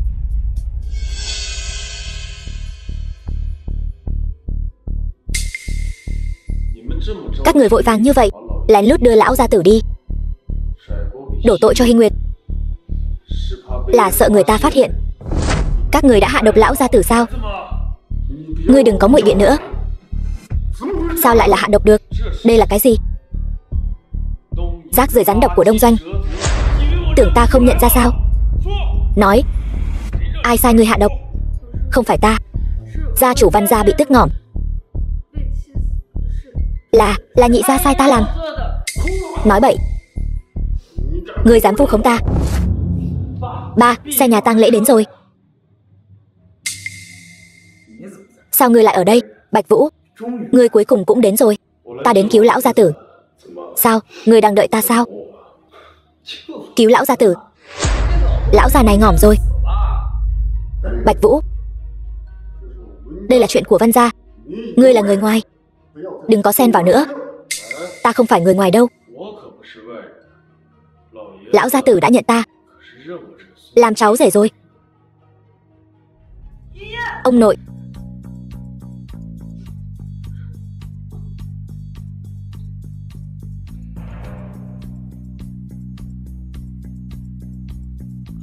Vẫn còn hơi ấm. Môi tím đen.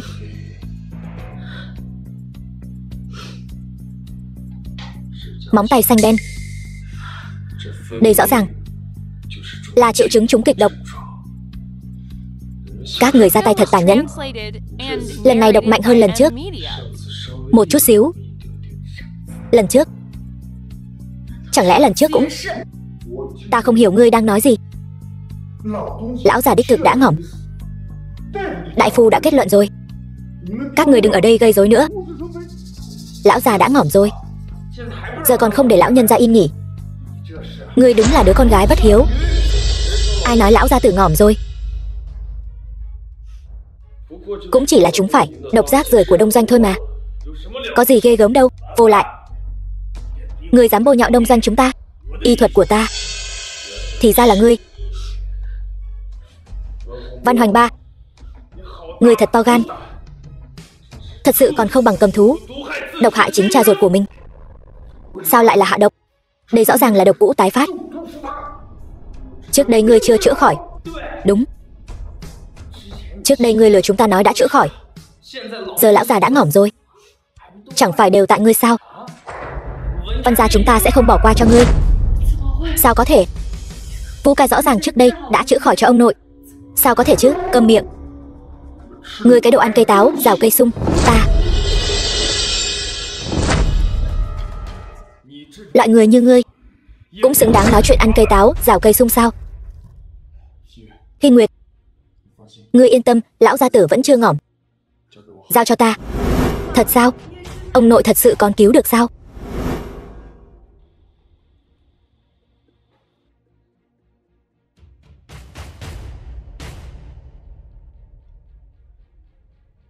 Lão gia tử tuy trúng kịch độc, nhưng lần trước trải qua điều dưỡng của ta, bây giờ chỉ là giả ngỏm thôi. Ta tin một lát nữa sẽ ổn thôi. Ngươi nói nhảm. Lão già vừa rồi nôn ra nhiều máu như vậy, Đã ngỏm, không thể tỉnh dậy được nữa. Người hại cha ruột, thật không bằng cầm thú. Sao có thể? Đây chính là xà độc của Bát Kỳ đại thần. Người đâu? Dừng tay. Ta là gia chủ Văn gia. Các ngươi muốn tạo phản sao? Con danh đáng ghét, người dám ăn cây táo, rào cây sung. Dựa vào cái gì mà làm gia chủ Văn gia? Còn đứng ngây ra đó làm gì? Lão già vừa ngỏm, lời cô ta nói chỉ là nhảm nhí. Bắt lấy cô ta cho ta.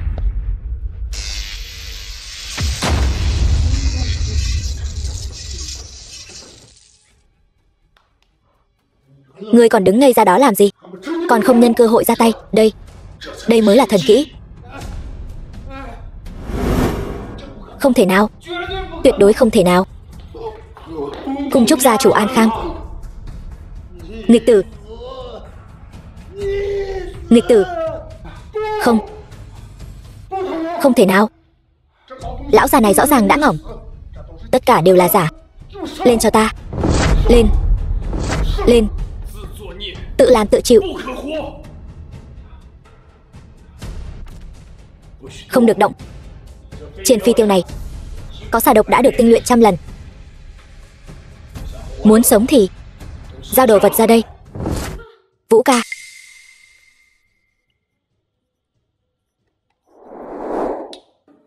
Ngươi muốn nó phải không? Đưa nó cho ta. Ta tha cho ngươi khỏi ngỏm. Không được, Bạch Vũ hôm nay phải ngỏm. Đây là nhiệm vụ của ngươi. Nhiệm vụ? Thì ra mục tiêu của các ngươi là ta.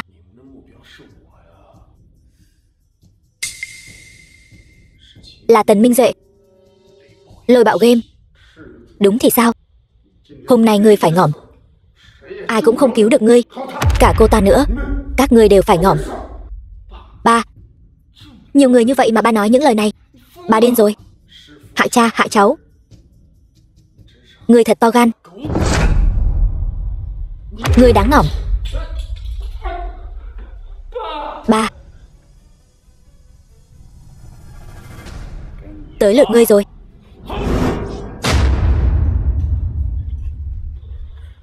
Tìm ngỏm.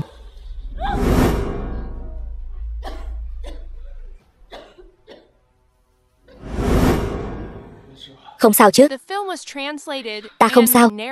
Tại ta sơ ý để hắn bắt được. Yên tâm, hắn ta chạy không thoát.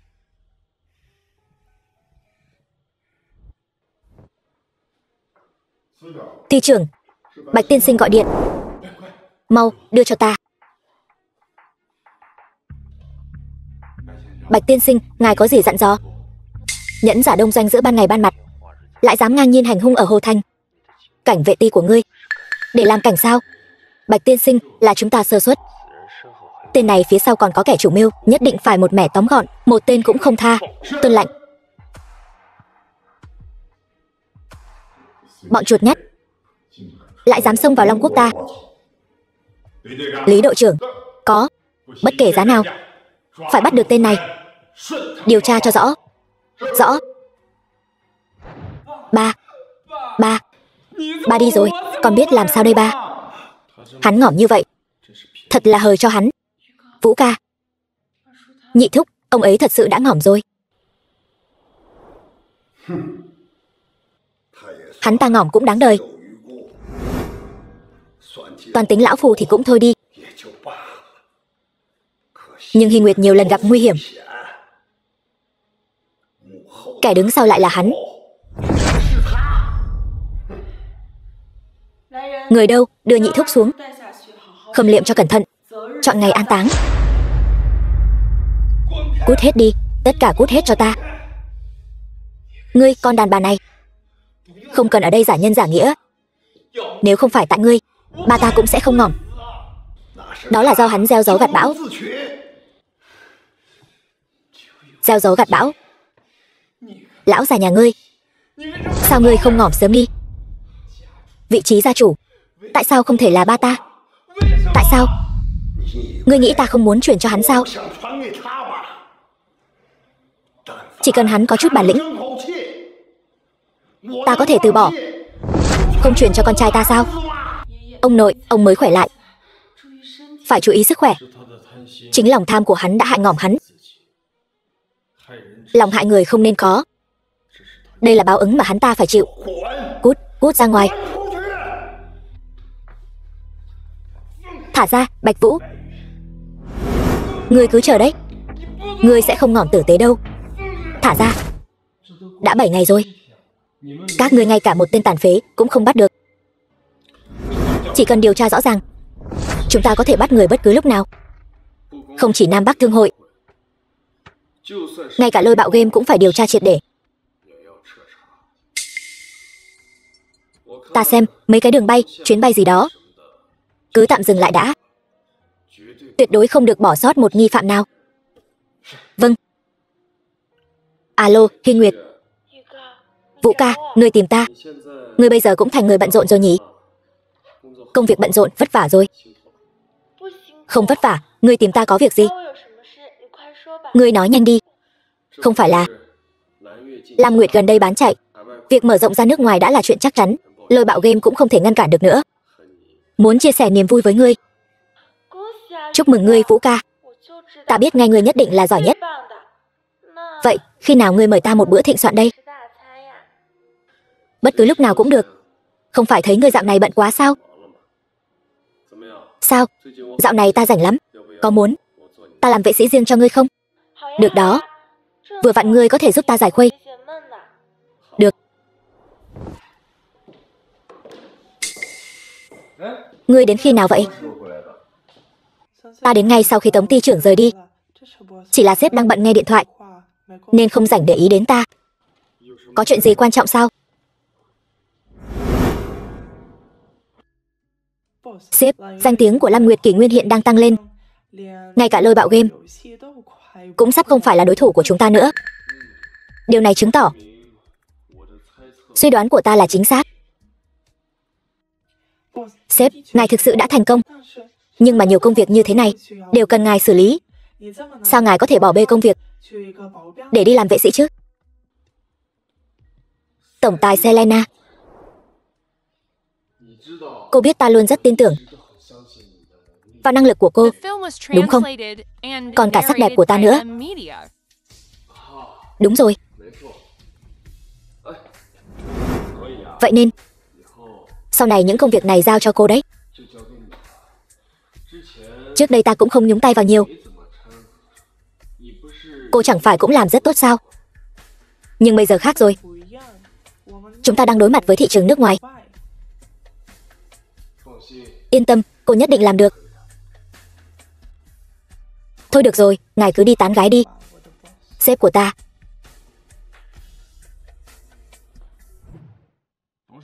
Cuộc họp hội đồng quản trị có thể bắt đầu chưa? Đã 10 phút rồi. Được. Lần này chuyện Mỹ Quốc đột nhiên đầu tư, chúng ta vẫn cần phải nghiên cứu kỹ. Dù sao thì Lam Nguyệt Kỷ Nguyên, game nội địa của Long Quốc chúng ta, đang bị họ tẩy chay. Chủ tịch thương trường như chiến trường. Xin đừng để tình cảm cá nhân xen vào công việc. Ngô Tổng nói đúng. Lam Nguyệt Kỷ Nguyên rất tốt, dù sao cũng không liên quan nhiều đến lợi ích của tập đoàn Văn Thị chúng ta. Ta thấy lần đầu tư này rất cần thiết. Vừa hay có thể lấy lại số tiền bị lãng phí lần trước quảng cáo miễn phí cho tập đoàn của Bạch Đế đại nhân. Hy Nguyệt, bây giờ ngươi là gia chủ của Văn gia. Nói năng, hành động cứ cứng rắn lên. Nếu có kẻ nào không biết điều dám bắt nạt ngươi, đừng sợ, có ta ở đây. Ta sẽ chống lưng cho ngươi. Ngô Dũng, ngươi được đằng chân lân đằng đầu phải không? Ngươi không muốn làm thì cút đi cho ta. Ngươi có phải đã quên tập đoàn này họ gì rồi không? Vâng, chủ tịch. Đồ vô dụng. Thiếu gia bớt giận. Chuyện nhỏ như vậy mà cũng không làm được. Uổng công cha ta trước đây đã chiếu cố ngươi như vậy. Bản lĩnh của ngươi bị chó ăn rồi sao? Tên đáng ghét. Nếu không phải bằng chứng ăn bớt nằm trong tay ngươi thì cần gì phải đắc tội với người phụ nữ đó chứ? Ta không quan tâm. Nhất định phải khiến Văn Hy Nguyệt nuốt trọn khoản đầu tư vào Lôi Bạo Game này. Ta muốn cô ta phá sản. Ta muốn cô ta nếm trải mùi vị của đau khổ. Vâng.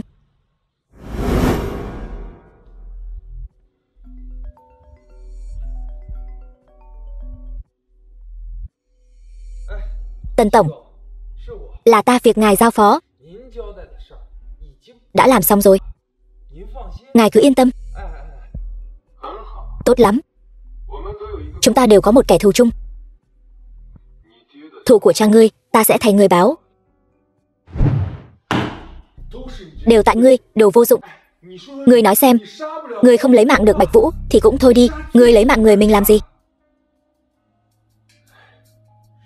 Hắn ta đáng ngỏm. Ta đúng là xui xẻo mà. Ta vậy mà lại phải ở chung phòng với ngươi.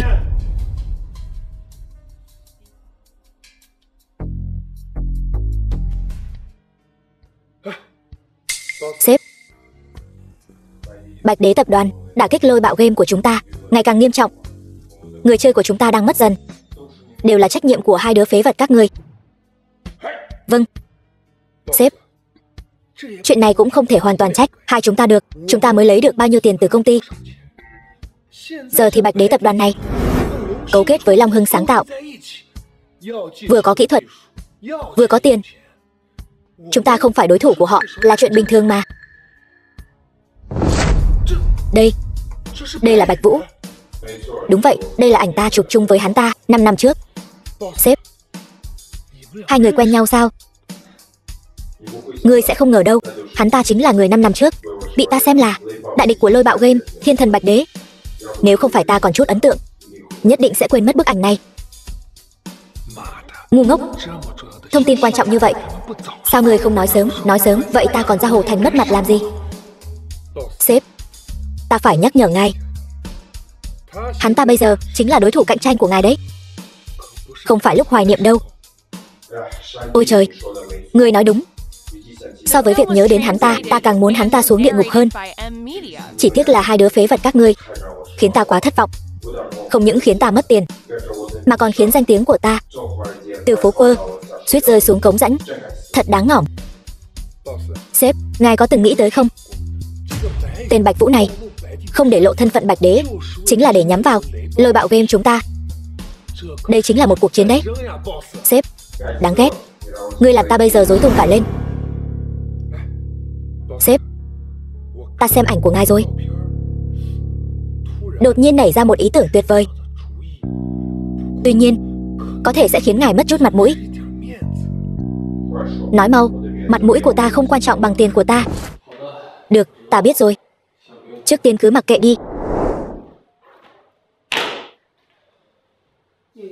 Vũ ca có việc gấp. Ngươi có thể đi trước. Không cần. Là lôi bạo game. Không biết bọn họ lại giở trò quái quỷ gì nữa. Mr. God, vậy mà lại muốn ra xin lỗi chúng ta. Chủ động.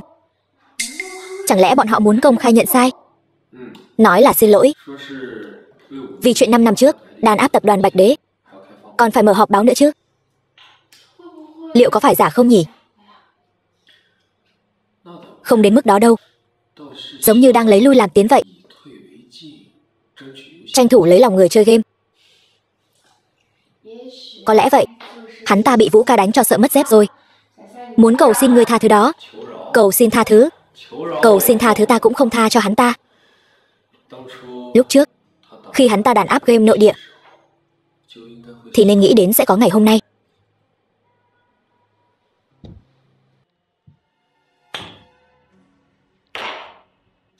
Đây là văn phòng của ta. Ai cho phép ngươi vào đây? Đi ra ngoài. Ta có việc quan trọng muốn báo cáo. Người không phận sự, đi ra ngoài. Ta bảo ngươi cút ra ngoài. Không hiểu sao? Đây là tài liệu quan trọng. Không quan trọng hơn việc cô với tên dã nam nhân này. Mèo mà gà đồng sao? Ngươi, sao lại bị ta nói trúng tim đen thế? Gia nghiệp to lớn của tập đoàn Văn Thị giao vào tay con nhỏ ngu ngốc, con nhóc vô dụng như cô. Thật không biết còn chống đỡ được mấy ngày nữa. Nếu công ty bỏ lỡ vụ án lớn này, tổn thất gây ra, trách nhiệm này cô gánh nổi sao? Ngươi điếc sao? Bảo ngươi cút đi mà. Tên mặt trắng, ngươi dám mắng ta? Có việc báo cáo. Trước khi vào, không biết gõ cửa sao? Ngươi là cái thá gì? mà cũng đòi dạy đời ta. Ta là giám đốc tập đoàn đấy. Ta vất vả chạy việc cho công ty, kéo được 2 hợp đồng đầu tư mới, tròn 10 tỷ. Còn ngươi thân là chủ tịch, chỉ biết ve vãn đàn ông không thôi, còn dám đánh ta nữa. Ngô Dũng, ngươi đừng có ngậm máu phun người. Rõ ràng là ngươi xông vào mà.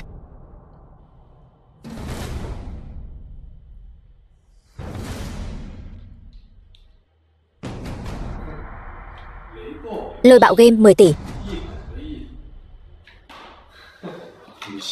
Cười cái gì? Ta cười ngươi vừa ngu vừa ngốc. Đúng là đồ ngốc. Ngươi dám mắng ta? Văn Hy Nguyệt nhậm chức gia chủ rồi. Lên chức rồi đúng là khác thật. Ngay cả giám đốc tập đoàn cũng dám đánh. Còn gì cô không dám làm nữa? Mọi người xem cho kỹ nhé.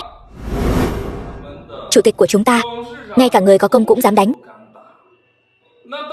Sau này muốn đuổi việc các người thì cũng chẳng sao cả. Im miệng, người không biết gần đây lôi bạo game liên tục đàn áp tập đoàn chúng ta sao? Chính cô mới phải im miệng. Chẳng phải nên trách cô sao?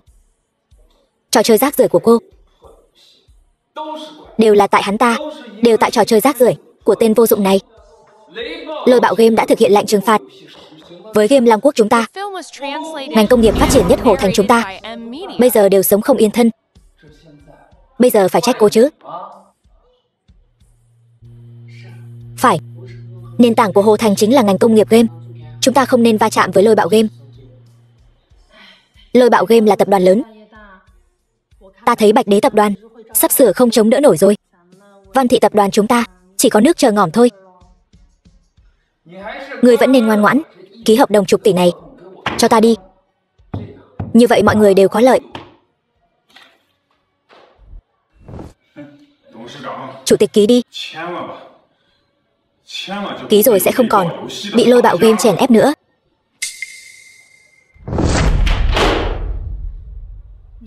Các ngươi là đang muốn ép cung sao?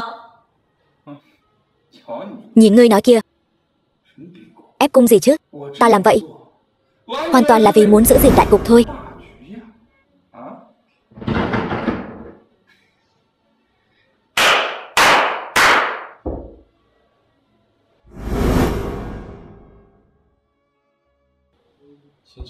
Họ Tần, ngươi còn dám xuất hiện trước mặt ta sao? Sao, ngươi cho người khác sau lưng chơi ta? Vậy mà không cho ta rời Hồ Thành, không cho ta ra ngoài chơi đùa sao? Nói gì thế? Phế vật. Tần hội trưởng là khách quý mà hôm nay ta mời đến, đặc biệt đến để ký đơn hàng chục tỷ này. Ngươi mà dám cản trở ở đây, tin hay không ta sẽ tìm người ném ngươi ra ngoài. Đúng là tên mặt trắng. Đã thấy chục tỷ bao giờ chưa? Còn không mau cút.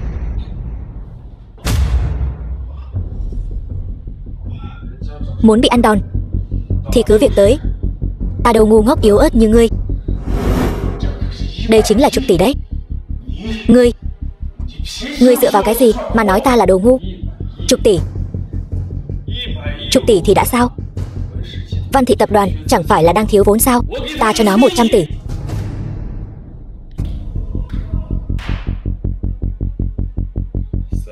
Selena, chuyển vào tài khoản của Văn Thị tập đoàn 100 tỷ. Ngay bây giờ. Lập tức. 100 tỷ, hắn ta đang nói khoác đấy sao? Làm sao có thể có người mở miệng ra là đầu tư 100 chứ? Đã đến tài khoản rồi. 100 tỷ thật sự đã vào tài khoản công ty rồi. Bạch Đế tập đoàn không phải đang bị lôi bạo game chèn ép, đua nhau đốt tiền sao? Sao lại có thể bỏ ra 100 tỷ được? Không được rồi, ta là fan của Bạch Đế đại nhân. Ta phải lên diễn đàn ủng hộ một phen. Vũ ca, chúc mừng Lam Nguyệt kỷ nguyên phá 100 triệu người chơi. Phần thưởng mới nhẫn dịch chuyển. Họ Tần, người biết thân phận của ta chứ? 10 tỷ đối với ta mà nói chẳng đáng nhắc tới.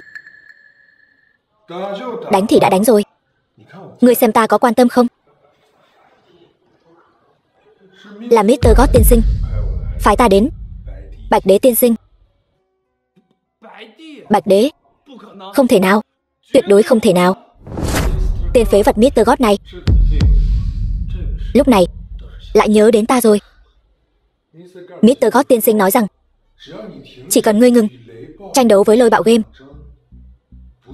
không còn tranh giành người chơi nữa, thì hắn nguyện ý trước mặt người chơi toàn thế giới xin lỗi vì chuyện Bạch đế tập đoàn xuất ngoại 5 năm trước. Không phải, Vũ ca, bọn họ chỉ là nhận thua thôi. Điều kiện là gì? Điều kiện rất đơn giản. Việc này có thể cần ngươi phải đích thân đến Mỹ Quốc, bắt tay giảng hòa với Mr. God tiên sinh. Người biết đấy, hắn ta là người thượng đẳng, rất coi trọng thể diện. Đợi ngươi ngỏm ở đó rồi mới tiết lộ thân phận Bạch đế của ngươi, giới game Long Quốc chắc chắn sẽ sụp đổ. Bạch đế tập đoàn, Lam Nguyệt Kỷ Nguyên gì đó đều sẽ là miếng mồi ngon trong tay ta. Được, ta đồng ý. Vũ ca có thể gặp nguy hiểm. Yên tâm, chưa có ai có thể giữ chân ta được. Đồ ngốc, chờ ngỏm đi. Vậy thì chúc mừng Bạch đế tiên sinh. Nguyện hòa bình.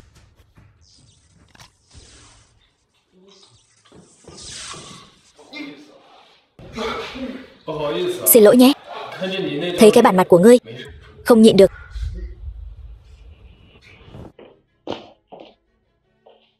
Văn tiểu thư, ngươi không cần lo lắng sếp.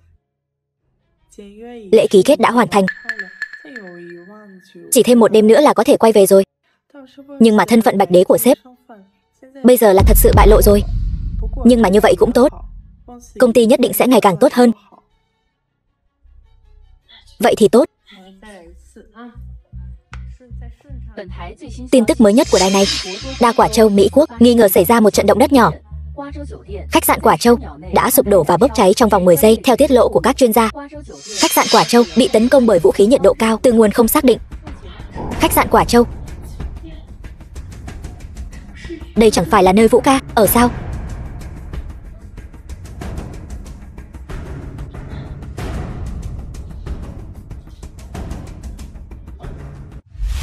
Ba ngày trước, Hy Nguyệt, đợi ta trở về, chúng ta sẽ đính hôn, được không?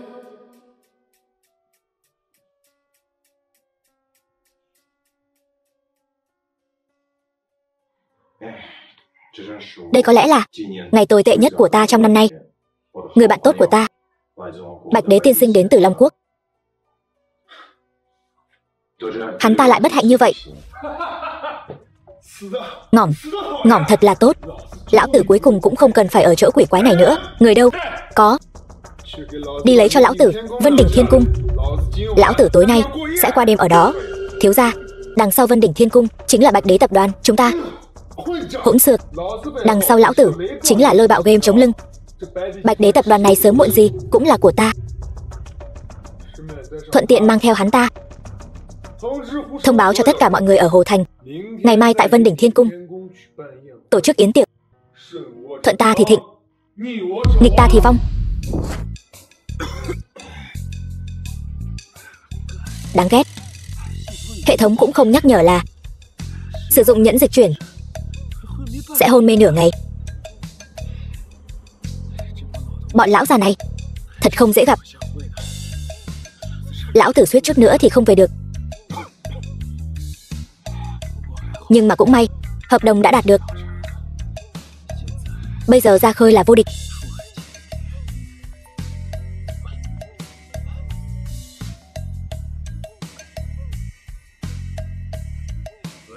Alo, Selena. Cuối cùng sếp cũng nghe máy. Tôi biết là sếp sẽ không sao. Xin lỗi, khiến ngươi lo lắng rồi. Nhưng mà ngươi có thể đến đón ta trước được không? Ta đang ở. Xin lỗi ngươi, Hy Nguyệt quá quan tâm ta. Sao bây giờ lại đến lượt ngươi lái xe? Không phải, là ta yêu cầu được đến đón ngươi. Vì Tần Minh Duệ đã cứu giúp Tất cả các nhân vật nổi tiếng trong thành phố tối nay muốn thảo phạt tập đoàn Bạch Đế. Chỉ là lũ sâu bọ nhảy nhót thôi. Có đại nhân ở đây, chúng ta mới yên tâm. Đừng khách sáo như vậy. Ta còn muốn mời ngươi làm chủ hôn cho ta và Hy Nguyệt nữa đấy. Này, ngươi nhất định đừng từ chối nhé. Đại nhân đã có lệnh, Tống Thành nào dám không theo. Ngươi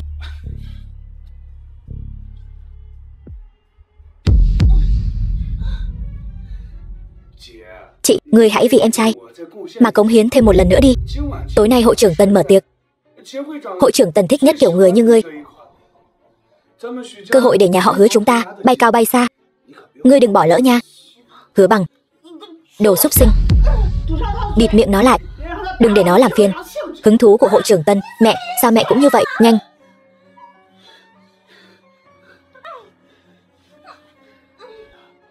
Chư vị, hoan nghênh đến với bữa tiệc của Tần Minh Duệ ta. Hội trưởng Tần uy vũ. Hôm nay bữa tiệc của Tần Minh Duệ ta là để tế lễ một người. Hội trưởng Tần tế lễ ai vậy? Hắn ta chính là ông chủ của Long Hưng sáng tạo, Bạch Đế của tập đoàn Bạch Đế. Các người biết hắn ta là ai không? Bạch Đế. Vậy Bạch Vũ chính là Bạch Đế. Hắn ta không chỉ là ông chủ của Long Hưng sáng tạo. Ngươi chưa nghe nói sao? Thời gian trước, tin tức về tổng giám đốc của Lôi Bạo Game ồn ào náo nhiệt lắm. Không sai được, chính là Bạch Vũ. Là hắn ta. Vậy thì tiếc thật, hắn ta vừa ngỏm Lôi Bạo Game này còn không nhào tới. Lần này tập đoàn Bạch Đế khó rồi. Này hội trưởng Tần, ta biết người này chính là tên phế vật Bạch Vũ đó. Hắn ta hại ngỏm cha ta, bây giờ lại ngỏm nơi đất khách quê người. Thật sự là đại khoái nhân tâm. Tên nhóc Bạch Vũ đó còn từng bắt nạt hai mẹ con chúng ta. Thật sự là ngỏm chưa hết tội. Các người im miệng. Anh Vũ nhất định sẽ quay lại. Đợi anh Vũ quay lại, không sợ anh ấy xử lý các người sao? Xử lý? Xử lý kiểu gì? Biến thành ma mà xử lý sao? Các người cứ đợi đấy. Ta nói cho người biết, hội trưởng Tần, người đàn bà này dựa vào việc ngủ với Bạch Vũ mà có được vị trí gia chủ nhà họ Văn. Bây giờ Vân Đỉnh Thiên Cung này chính là khách sạn của cô ta. Người nhất định đừng quên giúp ta báo thù cho cha ta đấy. Lúc đó khách sạn ta không cần, gia sản chia ngươi một nửa. Ngươi thấy thế nào? Thủ hạ cha, việc này ta phải quản. Ngươi là cái thá gì? Cớ gì quản chuyện nhà họ Văn của ta? Dựa vào cái gì? Dựa vào việc sau này lão tử chính là trời Hồ Thành, mọi thứ đều do lão tử quyết định. Còn tiện nhân ngươi, trời Hồ Thành, ngươi còn chưa xứng. Bạch Vũ, ngươi chưa ngỏm. Vũ ca, Thiên Thần, Bạch Đế giá lâm, bọn ngươi còn không mau hành lễ. Cung vấn Bạch Đế đại nhân an khang. Miễn lễ. Tạ đại nhân. Tần Minh Duệ, ta chưa ngỏm. Ngươi rất bất ngờ sao? Hay là nói là ngươi cấu kết với Đông Doanh, còn hạ độc trong rượu sao? Ngươi nói bậy bạ gì đó. Đừng để hắn chạy, hắn ta hạ độc trong rượu. Rượu này sao lại có độc? Tần Minh Duệ, ngươi thật độc ác. Thuận ta thì sống, nghịch ta thì ngỏm. Nếu không phải ngươi, lão tử sớm đã là trời Hồ Thành, vua của Long Quốc. Ngươi không xứng. Ngươi không sao chứ? Bắt hết đám người cấu kết với Tần Minh Duệ này. Bạch Vũ ca, ta sai rồi, ta là em vợ ngươi mà. Ngươi tha cho ta đi. Bạch Vũ ca, đúng. Nói sao đây nhỉ? Ngươi cũng là anh vợ ta mà. Ta luôn rất kính trọng ngươi. Xin ngươi đừng bắt ta đi. Bạch Vũ, là hắn ta uy hiếp ta, bắt ta nói xấu ngươi. Ta không muốn, ta thật sự không muốn. Bây giờ các người nói như vậy. Hứa Mẫn Mẫn, con tiện nhân đó bị chính các người đưa tới, bây giờ vẫn còn ở trên lầu kia. Ta khinh. Hứa tiểu thư, cờ hó không bỏ được thói ăn bậy, đem đi.